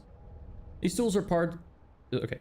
Coming in the door in 30 days, we'll keep working for free until you do. These tools are part of what gives our clients the edge. So to stop competitors from copying them, we only take on 5 clients per month. So if you've had enough and want to fill your business with consistent, ready-to-buy clients calling in, click the button below, fill out the form, and let me map out exactly how we can help you. Now we have some urgency. So we have guarantee, we have urgency, call to action is clear, agitated their pain points, explained their offer, grabbed the headline. The only thing we don't have is discouraging other options, which I don't think is bad. I think it's fine. I don't really know if I want to fit anything else in there.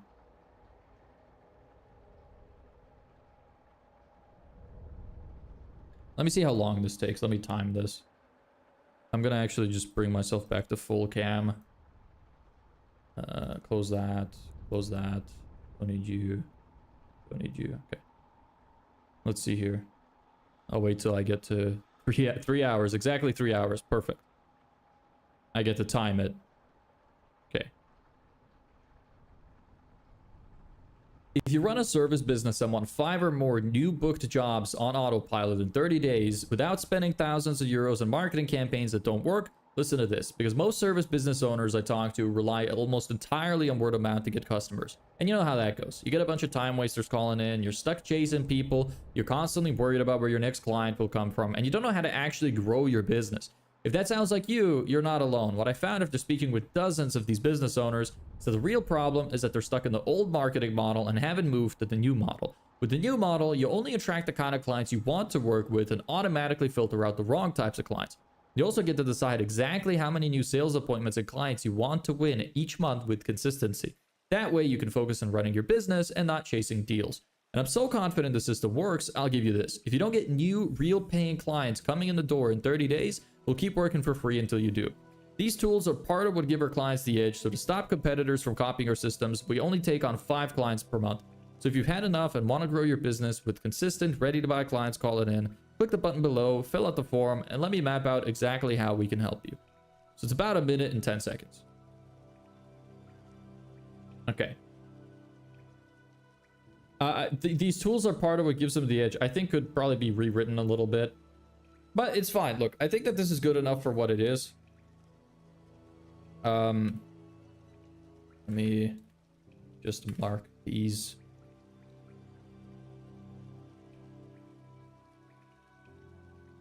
Okay. Yeah, so we did a decent job. We didn't get to the emails, but we wrote the VSL anyway. Spent way too much time talking. It's pretty typical. But anyway, thank you everybody so much for watching. Hope you enjoyed. Hope you found something useful from the conversation. Hopefully you learned something. Happy to have you all here. Hope to see you again tomorrow. I stream every day at 3 p.m. CEST for anybody that wants to return. And bye, Nye. Bye. Yeah. See you guys. Bye. Thank you for joining.